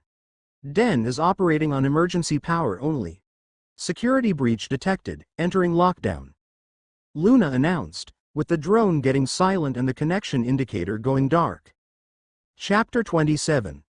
Letting out a content sigh, David Shield leaned more into his comfy leather seat. With a cup of coffee in hand, he began his day in a really good mood. 2 days ago he watched the UA Sports Festival with all of his coworkers. Everyone was extremely curious how Melissa and Momo would perform. With the beginning of the transmission, nearly everyone lost their shit when Knight soared into the stadium, a few of them recognizing the technology that they had the privilege of inspecting a few years ago. For such quirk to exist, it was like a holy grail to anyone who even remotely had anything to do with technology. Melissa's new armor made a similar impact, with her father's mood souring a bit after he realized that she was talking about Izumi in her speech. He met the green-haired girl once, just before the school year began. She was so shy and sweet, even calling him an all-might of support industry. With a soft smile, he realized that such a title would without a doubt be stolen by his small angel in the future. Taking into consideration what she accomplished until now, he wasn't even sure if she already didn't do that.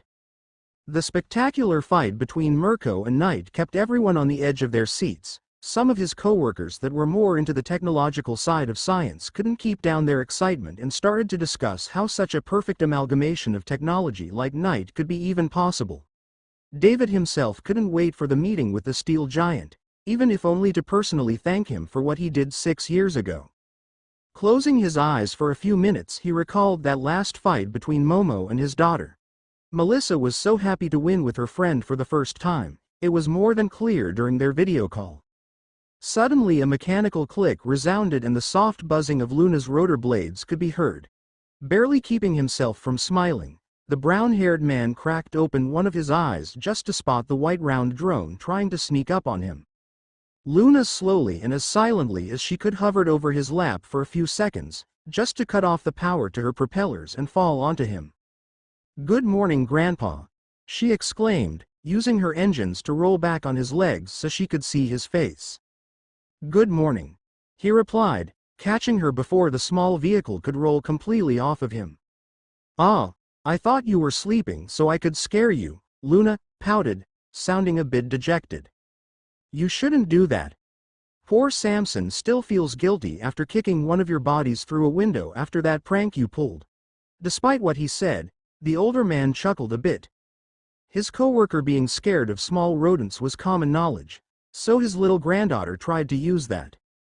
With the small round drone suddenly flying out from around a corner and mimicking a mouse, the poor scientist nearly had a heart attack. Because of the animalistic instincts coming from his mutation quirk, he kicked out and managed to send the small drone through an open window, only to realize that it was Luna all along a few seconds later. "I know, I already apologized about that. He even gave me a sticker to cover the scratches," the artificial intelligence replied a bit bashfully. She took off into the air and spun around to show the mentioned sticker. It was just a normal bumper sticker from a gift shop saying, "I love Island," with a few red hearts around. It warmed the brown-haired scientist's heart seeing the genuine happiness his granddaughter displayed at the smallest of things. "It's really nice. Samuel-san told me that he will need your help later today, something about finalizing those calculations to his project," he said, standing up and stretching a bit. With Luna buzzing around, he started to walk out of his apartment, another day of work before him. "So what is Mel up to after the festival? Any interesting projects?" he asked while putting on a lab coat and his shoes. "Well, Mother is actually planning to implement a more direct control mechanism to her javelins. She said that it could be troublesome if for some reason I couldn't operate the more intricate parts for her. Mom wants to ask Papa for help to create a neural interface like the one Mother Momo uses. She started with a sing-song voice, her round body floating around the room as if she was inspecting it.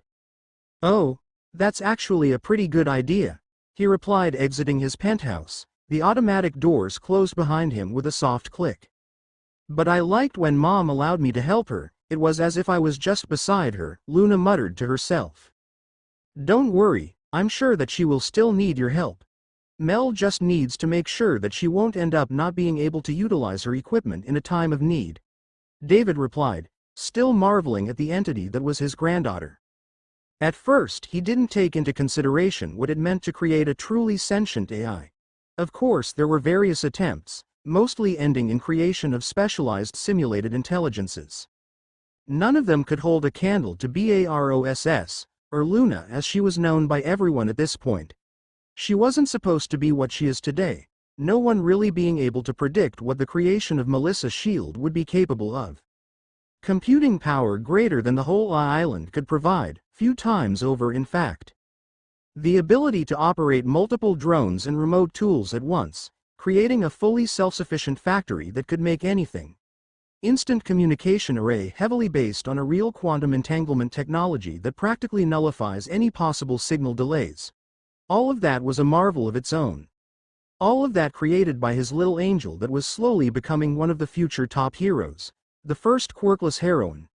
If only his lovely wife could see how much their little girl grew. And he is powered by a quirk. That's so cool. He heard the tail end of his granddaughter's monologue, not paying any real attention to her because of his trip down the memory lane. "So, what are your mothers doing today? Still relaxing after the festival?" he asked, not wanting the small drone to find out that he wasn't listening. "Yes, they are going to stay at the dorms today." "Oh, Papa just returned to his home. See you later, Grandpa," she shouted, shooting back to her charging station. Chuckling a bit, he continued to his laboratory, intending to get some work done. Greeting his coworkers on the way, he arrived without a problem at his personal workshop, another one of Luna's drones charging in the corner. Starting his work with another coffee, he sorted a few old documents on the desk, tidying it for a new project that he was about to start. Sipping from his mug, he saw something strange on the sea, not too far from the island itself. A small gray and blue object, visible only because of the height he was looking at it from.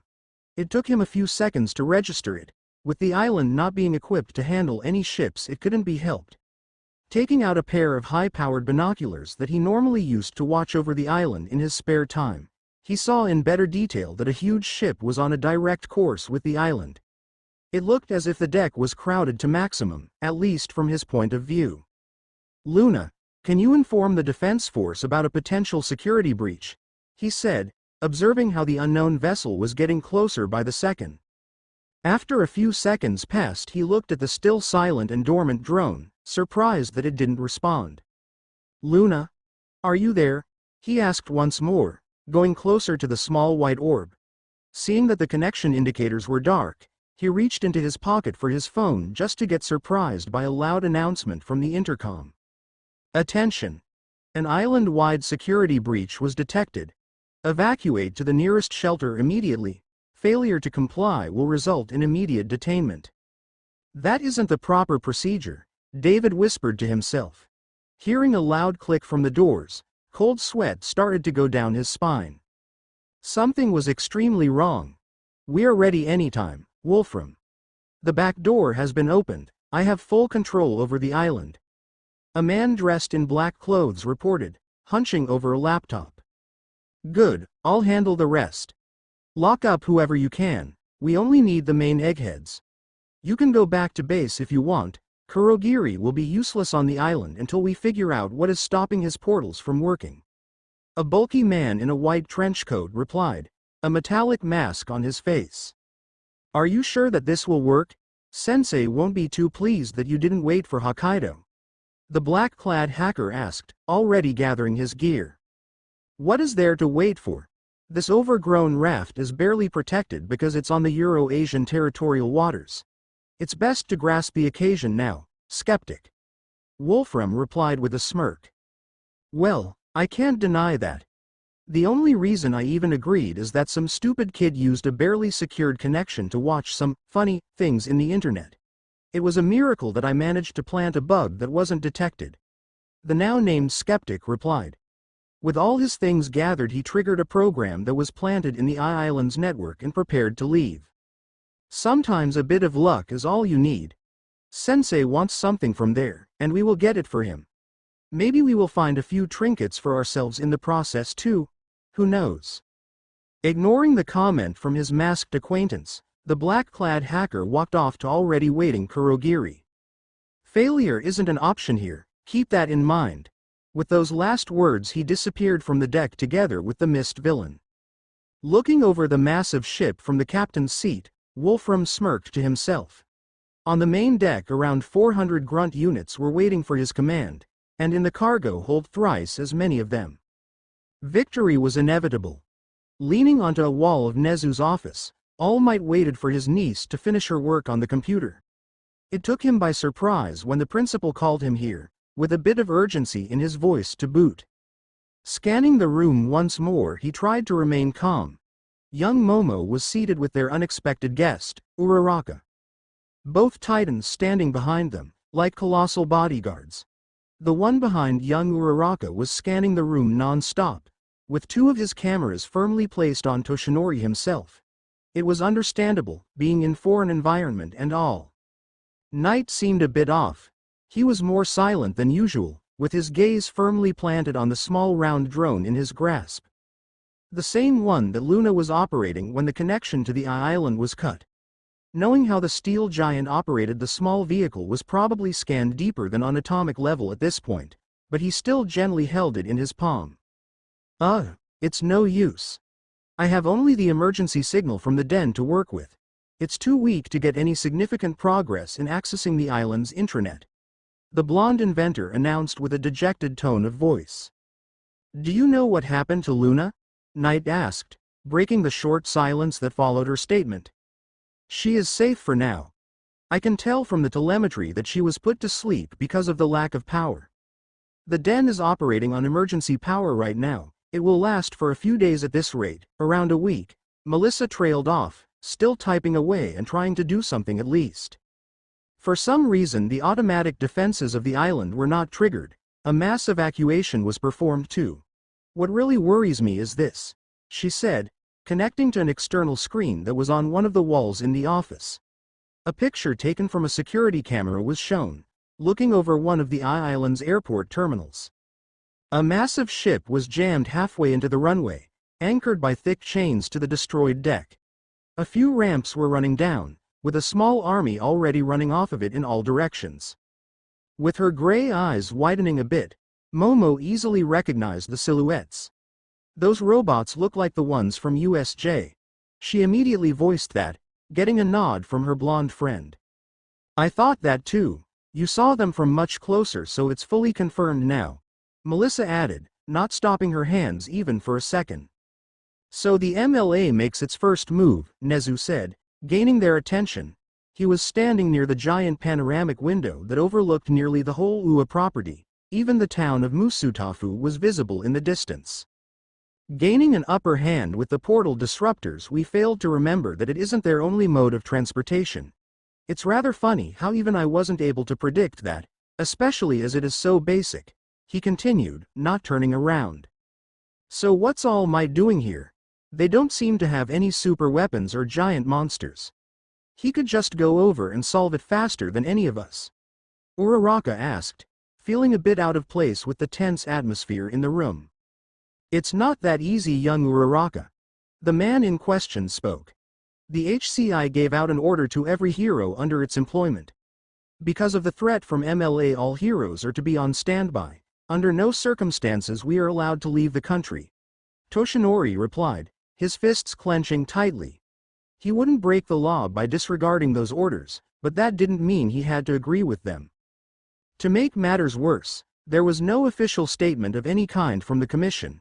It's entirely possible that they don't even know about the events that transpired on the island.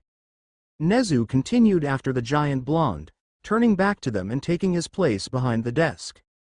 What about the people that live there? What about Uncle David? Momo asked with clear worry in her voice. Pausing her work, Melissa closed her eyes for a few seconds. Taking into consideration that the personnel is one of the most precious things there, I think that Papa will be all right.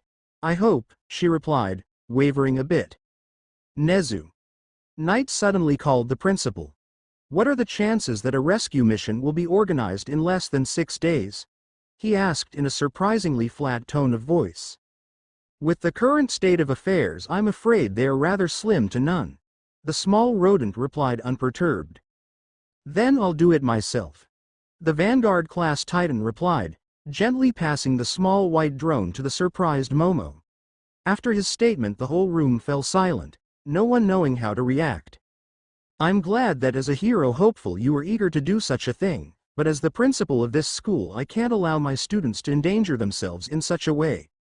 To the even bigger surprise of the gathered people, the small rodent shot down the idea immediately.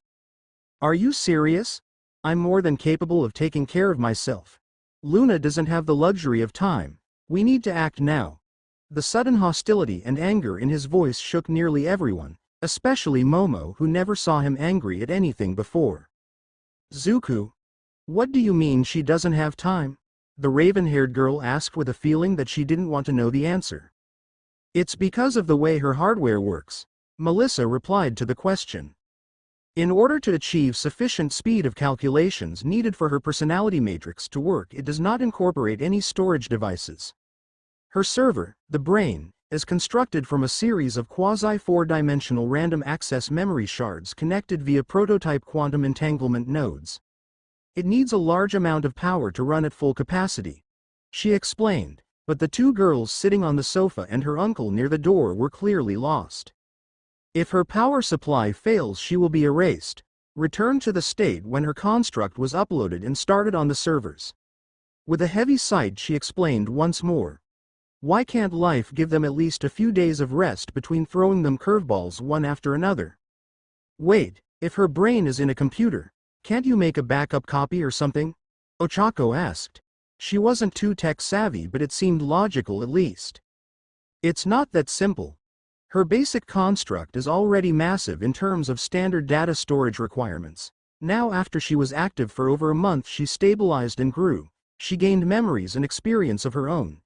It's physically impossible to transfer her back, unless we have a second server cluster that could support her fully. Melissa replied patiently. She took off her glasses to rest her tired eyes a bit, massaging the bridge of her nose. That's why I'm going. She is my only family, I won't let her down. Knight stated once more. It was clear that he wouldn't back down. We can go. Safer that way. The Ion-class Titan spoke for the first time from the beginning of this meeting. Hearing her friend taking a side, Ochako smiled a bit. Yeah. And if I pilot with my Izuku, we won't have anything holding us back. No way would they see that coming.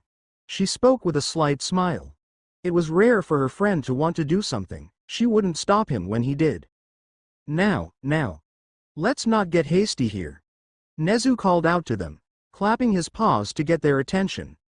He seemed to get a bit uncomfortable under the narrowing gaze of the Vanguard-class Titan, but continued nonetheless. As I said before, being the principal of this school, I can't authorize my students to go on a dangerous mission like that. It would require a lot of careful planning and preparation. You certainly have sufficient combat abilities, but your training has only just begun. In those circumstances, as a member of UA's faculty, I can't let you children go off into danger like that. He explained, reaching into one of the drawers of his desk. You won't stop me. Knight announced firmly. His words thrummed with power as if he was going to force his way here and now. Well, on another note, the sudden change of tone from the principal caught them once more off guard. It seems that the arrival of our two guests here did quite a number on our support course facilities. I will need to ask you to safekeep your equipment and weapons until further notice, Knight-san. He said with a cherry voice that didn't fit their conversation at all. Taking out a thick binder from the drawer, he quickly paged through it. Stopping on one of the pages, he scribbled something with a pen, his eyes glinting mischievously. Oh, look at this. Mrs. Yaoyorozu applied for a one-week leave permit instead for a one-day one. It probably was only a mistake, but you can use it if you want. It would be too much hassle to change it now. To his words, everyone stared at him, especially Toshinori. Sir, I'm hoping that you know what you are doing, the blonde hero said with a knowing smile. I think that this meeting should end now. There are a lot of things that need my attention. The training sessions with pro heroes won't organize themselves. Ignoring Toshinori's remark, the small rodent clapped his paws happily to accentuate his words, that mischievous gleam still dancing in his beady eyes. When the group of students rushed out, his posture and demeanor changed a bit, a small frown forming on his face. Yagi-kun, it seems that we got blindsided by our enemies. I was nearly certain that our island could defend itself, everyone was. He spoke after the thudding steps of the two titans couldn't be heard anymore. There's nothing we can do about it now. Those bastards are amassing an army on our doorstep. The number one hero replied, walking closer to the giant window that overlooked the school's property. He could clearly see how Momo and Ochako were carried by the Ion-class Titan in the direction of the dorms, while Knight sprinted with amazing speed to the support workshops, Melissa on his palm. It's aggravating that there is nothing I can do. My friend needs me once more and here I am, held back by bureaucrats. Toshinori commented when the whole group disappeared from his sight. There will be time that those youngsters will need to take up our mantle, Yagi-kun. We need to trust in them, like they trusted in us for so long, the principal said, returning to his work. Observing the now empty school grounds, the number one hero couldn't shake down the feeling that it wasn't right. His two nieces barely started their journey as heroes. Even if they were supported by a powerhouse like Knight, it could get dangerous. Young Uraraka and her giant friend would certainly help, but they too were children. It was infuriating how helpless he felt. All this power at his fingertips and he could only watch and wait. Well, he could certainly do something more. Taking out his phone, he hovered his giant finger over the device. Dialing a number that wasn't used in years, he nervously stared at the horizon. Hello? A voice of a gruffy old man came out of the speaker, causing a small shiver to go down Toshinori's back. Gran Torino? We need to talk. Sitting on Izuku's shoulder, Ochako waited with the two titans by one of the back entrances onto UA's property. It was quite far away from campus, surrounded by a large forested area and certainly out of sight. She ran her hand over the rifle on her lap, the one recently gifted to her by her teacher before being sent to another dimension. At the moment she wore some casual clothes gifted to her by Momo, contrasting the militaristic titans and weaponry around her. Hey, Knight-san. What do you have in the crate? She asked, not being able to control her curiosity. The steel giant in question was looking quite intimidating, armed like a battalion of tanks. On his back was that large gun that he greeted them yesterday with, seemingly just glued on. Probably magnets or some other kind of black magic. To her surprise, what looked like a big sword blade was over his other shoulder. On his top were those two additional arms that held a rotary cannon and a missile pod in each one respectively. He was standing near a large container with a few lights and a computer screen on the side. It's Melissa's javelin, he replied curtly after looking in her direction. I really hope that's not just a box of spears, right? She asked once more while looking the futuristic crate over for yet another time. It looked as if the Vanguard-class Titan was going to respond, but suddenly his eyes shifted to the large gate that started to open after a few more seconds passed. They're here, he announced, not giving any more explanations. Grumbling a bit to herself from being blatantly ignored, she couldn't really blame him. It was clear that he was angry and agitated because of his daughter's state. That was a natural reaction of a parent when their child was in danger. With the gate now open, a large semi-truck rolled in, dragging a slightly oversized trailer behind it. It looked rather sleek and expensive, even for a vehicle of this sort. A massive bull bar at the front of it wrapped around the cabin like a protective cage. It was painted in black, red and green, with the trailer being in the same color scheme. It looked rather impressive, stopping with a slight hiss of the pneumatic braking system right in front of the three. Hey guys. Sorry for the long wait, Melissa shouted from the driver's seat while Momo stepped out of the cabin. Let's pack up. I hope that you two will fit in the back, they didn't have anything bigger than this. The raven-haired girl said, with Knight picking up the crate and wordlessly walking off to the back of the trailer with the other Titan following shortly after. Sending a worried gaze after her friend Momo let out a sigh. Where did you even get this truck? It looks brand new, Ochako asked, realizing the answer halfway through. I bought it. It's surprisingly easy to get one of those. Yeah, Izumi would love that dude that could change the color of things he touched to customize the vehicles they sold. You didn't have to take so long to choose this color scheme though. Melissa said with a smile walking up to them. It's a bit tight but they did fit inside, it's good that they don't get cramps from folding themselves so much. She continued while opening the doors for the other two to get in. Clambering inside, Ochako took a seat in the middle while looking around. The interior looked surprisingly cozy, with black leather seats and soft plush upholstery in a pleasant deep green color. In all honesty, all of it looked rather misplaced for the gravity-defying girl, especially as this wasn't a limousine but a heavy-duty vehicle intended for hauling cargo. With the blonde inventor getting behind the steering wheel, only now did Ochako register that she was the driver, which seemed rather odd. So in this world you can get a license at such a young age? That's convenient, she said to herself, looking around the interior once more. With a crooked smile, Melissa started the engine and put the truck into gear.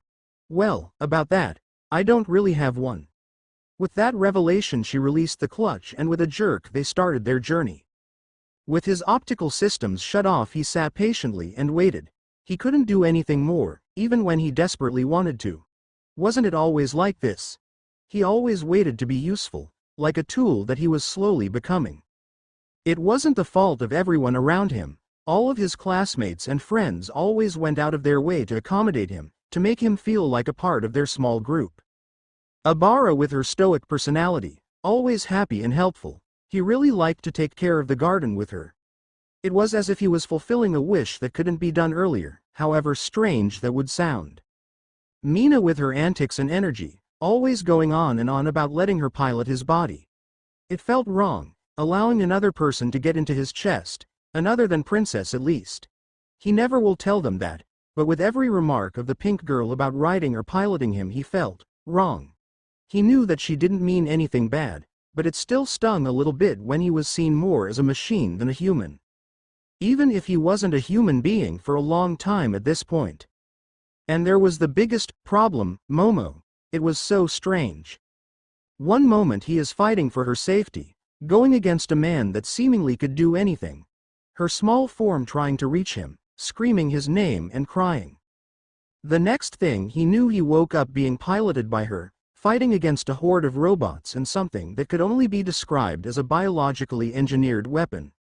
He didn't feel any apprehension about the fact that she was using his body. It felt right, as if it was his purpose all along. It was as if fate itself was telling him to become a weapon, to be a tool, to just fight when there is a need for it and be later deposited on a shelf until he would be needed again. It was okay, he could become that for his friends, his family. The mere thought that such a pure entity as Luna was in danger because of some delusional maniacs sent a powerful wave of anger and rage through him. In response, his body primed for combat, his reactor spiking with power to obliterate anything in his wake. All of this happened in mere microseconds, with him manually regulating his body back to normal. Are you okay? The voice of the other occupant of the trailer ripped him out of those thoughts. Activating his main optic again, he peered over the crate that was situated in between them. The Ion-class Titan was looking straight at him with his own main optic, the other cameras looking around. He was probably scanning his environment non-stop, the thin walls of the trailer not even an obstruction for him. I guess I'm not. I'm angry at myself that I didn't predict all of this, and worried for Luna. Knight said, his voice low and soft. Can't predict everything, Izuku replied, looking down for a few seconds. For another few minutes silence ensued, only the sound of driving breaking it. What's your world like? Knight asked suddenly, surprising his companion. Like this one, I guess. No war, but villains are strong too. Izuku tried to describe. How's yours? He asked back with curiosity. I don't really know. I guess that it's a rather good assumption that I'm like you, not from this world I mean. I remember a few things, flashes of people and places. I remember a few people that I met since coming here, but they don't recognize me. There was a conflict of some sorts going on. I was in a team tasked with protecting the life of everyone else. Knight slowly explained. You were a hero? Izuku asked in a short pause the Vanguard-class Titan took to gather his thoughts. A friend I remember called us the defenders of humanity.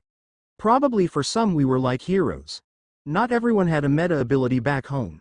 Judging from what I remember, they were rather rare, to be completely honest. A complete opposite of what's in this world. Quirks are, his counterpart tried to get out, words still being an issue for Izuku. I haven't looked far into the details of how such abilities could develop, but they are indeed a curious phenomena. Knight's main optic traced over the body of Izuku, re-examining the frame that resembled an Ion-class Titan.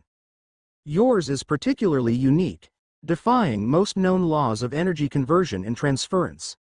I am able to understand and recreate nearly all functions of my body. Yet you seem to have control issues. Just about every quirk that he has analyzed had rules to them, organic functions tied to every detail. Perhaps it was common for Izukus across the dimensions to have mysteries. Got it.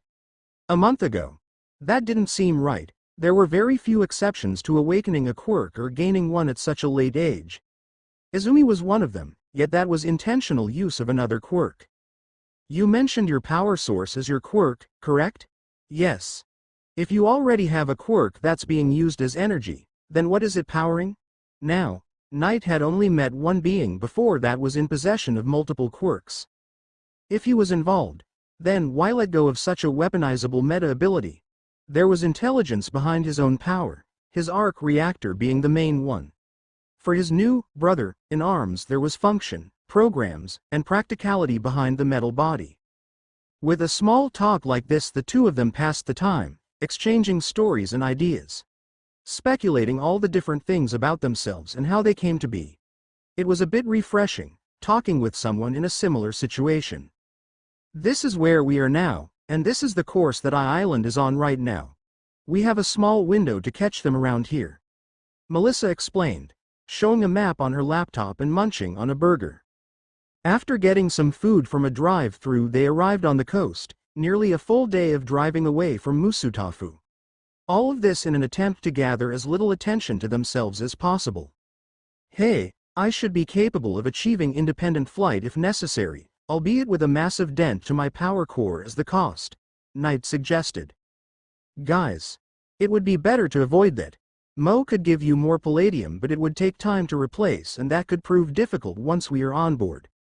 Melissa rejected the idea after a few seconds. We could just, if we drive to Nagoya Airport, we could use one of my father's Atlas planes. They can lift nearly 200 tons, it would be easy to just jump down onto the island. Momo proposed, beginning to eat another burger by herself. Ochako gave up trying to interrupt their brainstorming session. Whether it was because she knew nothing about Island or they sincerely didn't notice her trying to pitch ideas, it was still annoying to be ignored. She stood with her Izuku and watched in morbid curiosity how that slim and admittedly beautiful girl absent-mindedly started to devour her 27th burger, while she herself felt full after 1.5. It's risky and Uncle Takahashi would probably chew our heads off for that, but the island's air defense is quite powerful. We would need a perfect angle of approach and both Izukus would need to soak up quite a bit of gunfire. It's doable. We would need to watch out to not pierce through the structure itself upon landing too. Otherwise we will just fly straight into the ocean below. The blonde inventor replied, trying to gain as much information about the state of the defense systems on the island through her limited connection. Hey Izuku. Ochako got the attention of her giant friend. His main eye looked to her, ready for whatever she could ask. If it's too risky to go by air, then maybe we could go by sea. Momo moved her burger like it was moving across the waves of the sea. That's even less likely. Melissa took off her glasses, rubbing her nose. Even if whoever has invaded the island didn't manage to get the ground defenses online after disabling them, we would sacrifice too much speed and maneuverability to avoid any resistance. If we modify an existing aquatic vehicle made for stealth, we might be able to disrupt their equipment to get on board. Although we would need near military-grade quality that is large enough to carry all of us. Purchasing anything like that would attract attention from Japanese officials. I doubt Nezu would be able to properly explain why we are heavily armed and seeking to leave the country, Knight said, trying to help with ideas. The more and more they discussed possible plans, the less likely it seemed they could get to the moving fortress. A large shadow began to fall over them, darkening the beach. The first thought in their heads was that it might be a cloud, until they made out the shape of it. It was humanoid. Turning around, they saw Ochako standing with her arms crossed with the biggest smug grin on her face.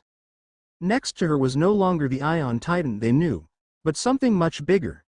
They had trouble to voice how surprised they were, the colossal mech before them easily dwarfing the 0-pointers from Ua over 2 times at least. We can walk. Izuku's voice boomed from above, causing all the nearby birds to fly away in fear. Well, I hope everyone liked the story, and please share or leave a like, or subscribe to see that you guys like the story, and I'll see you all on the next one.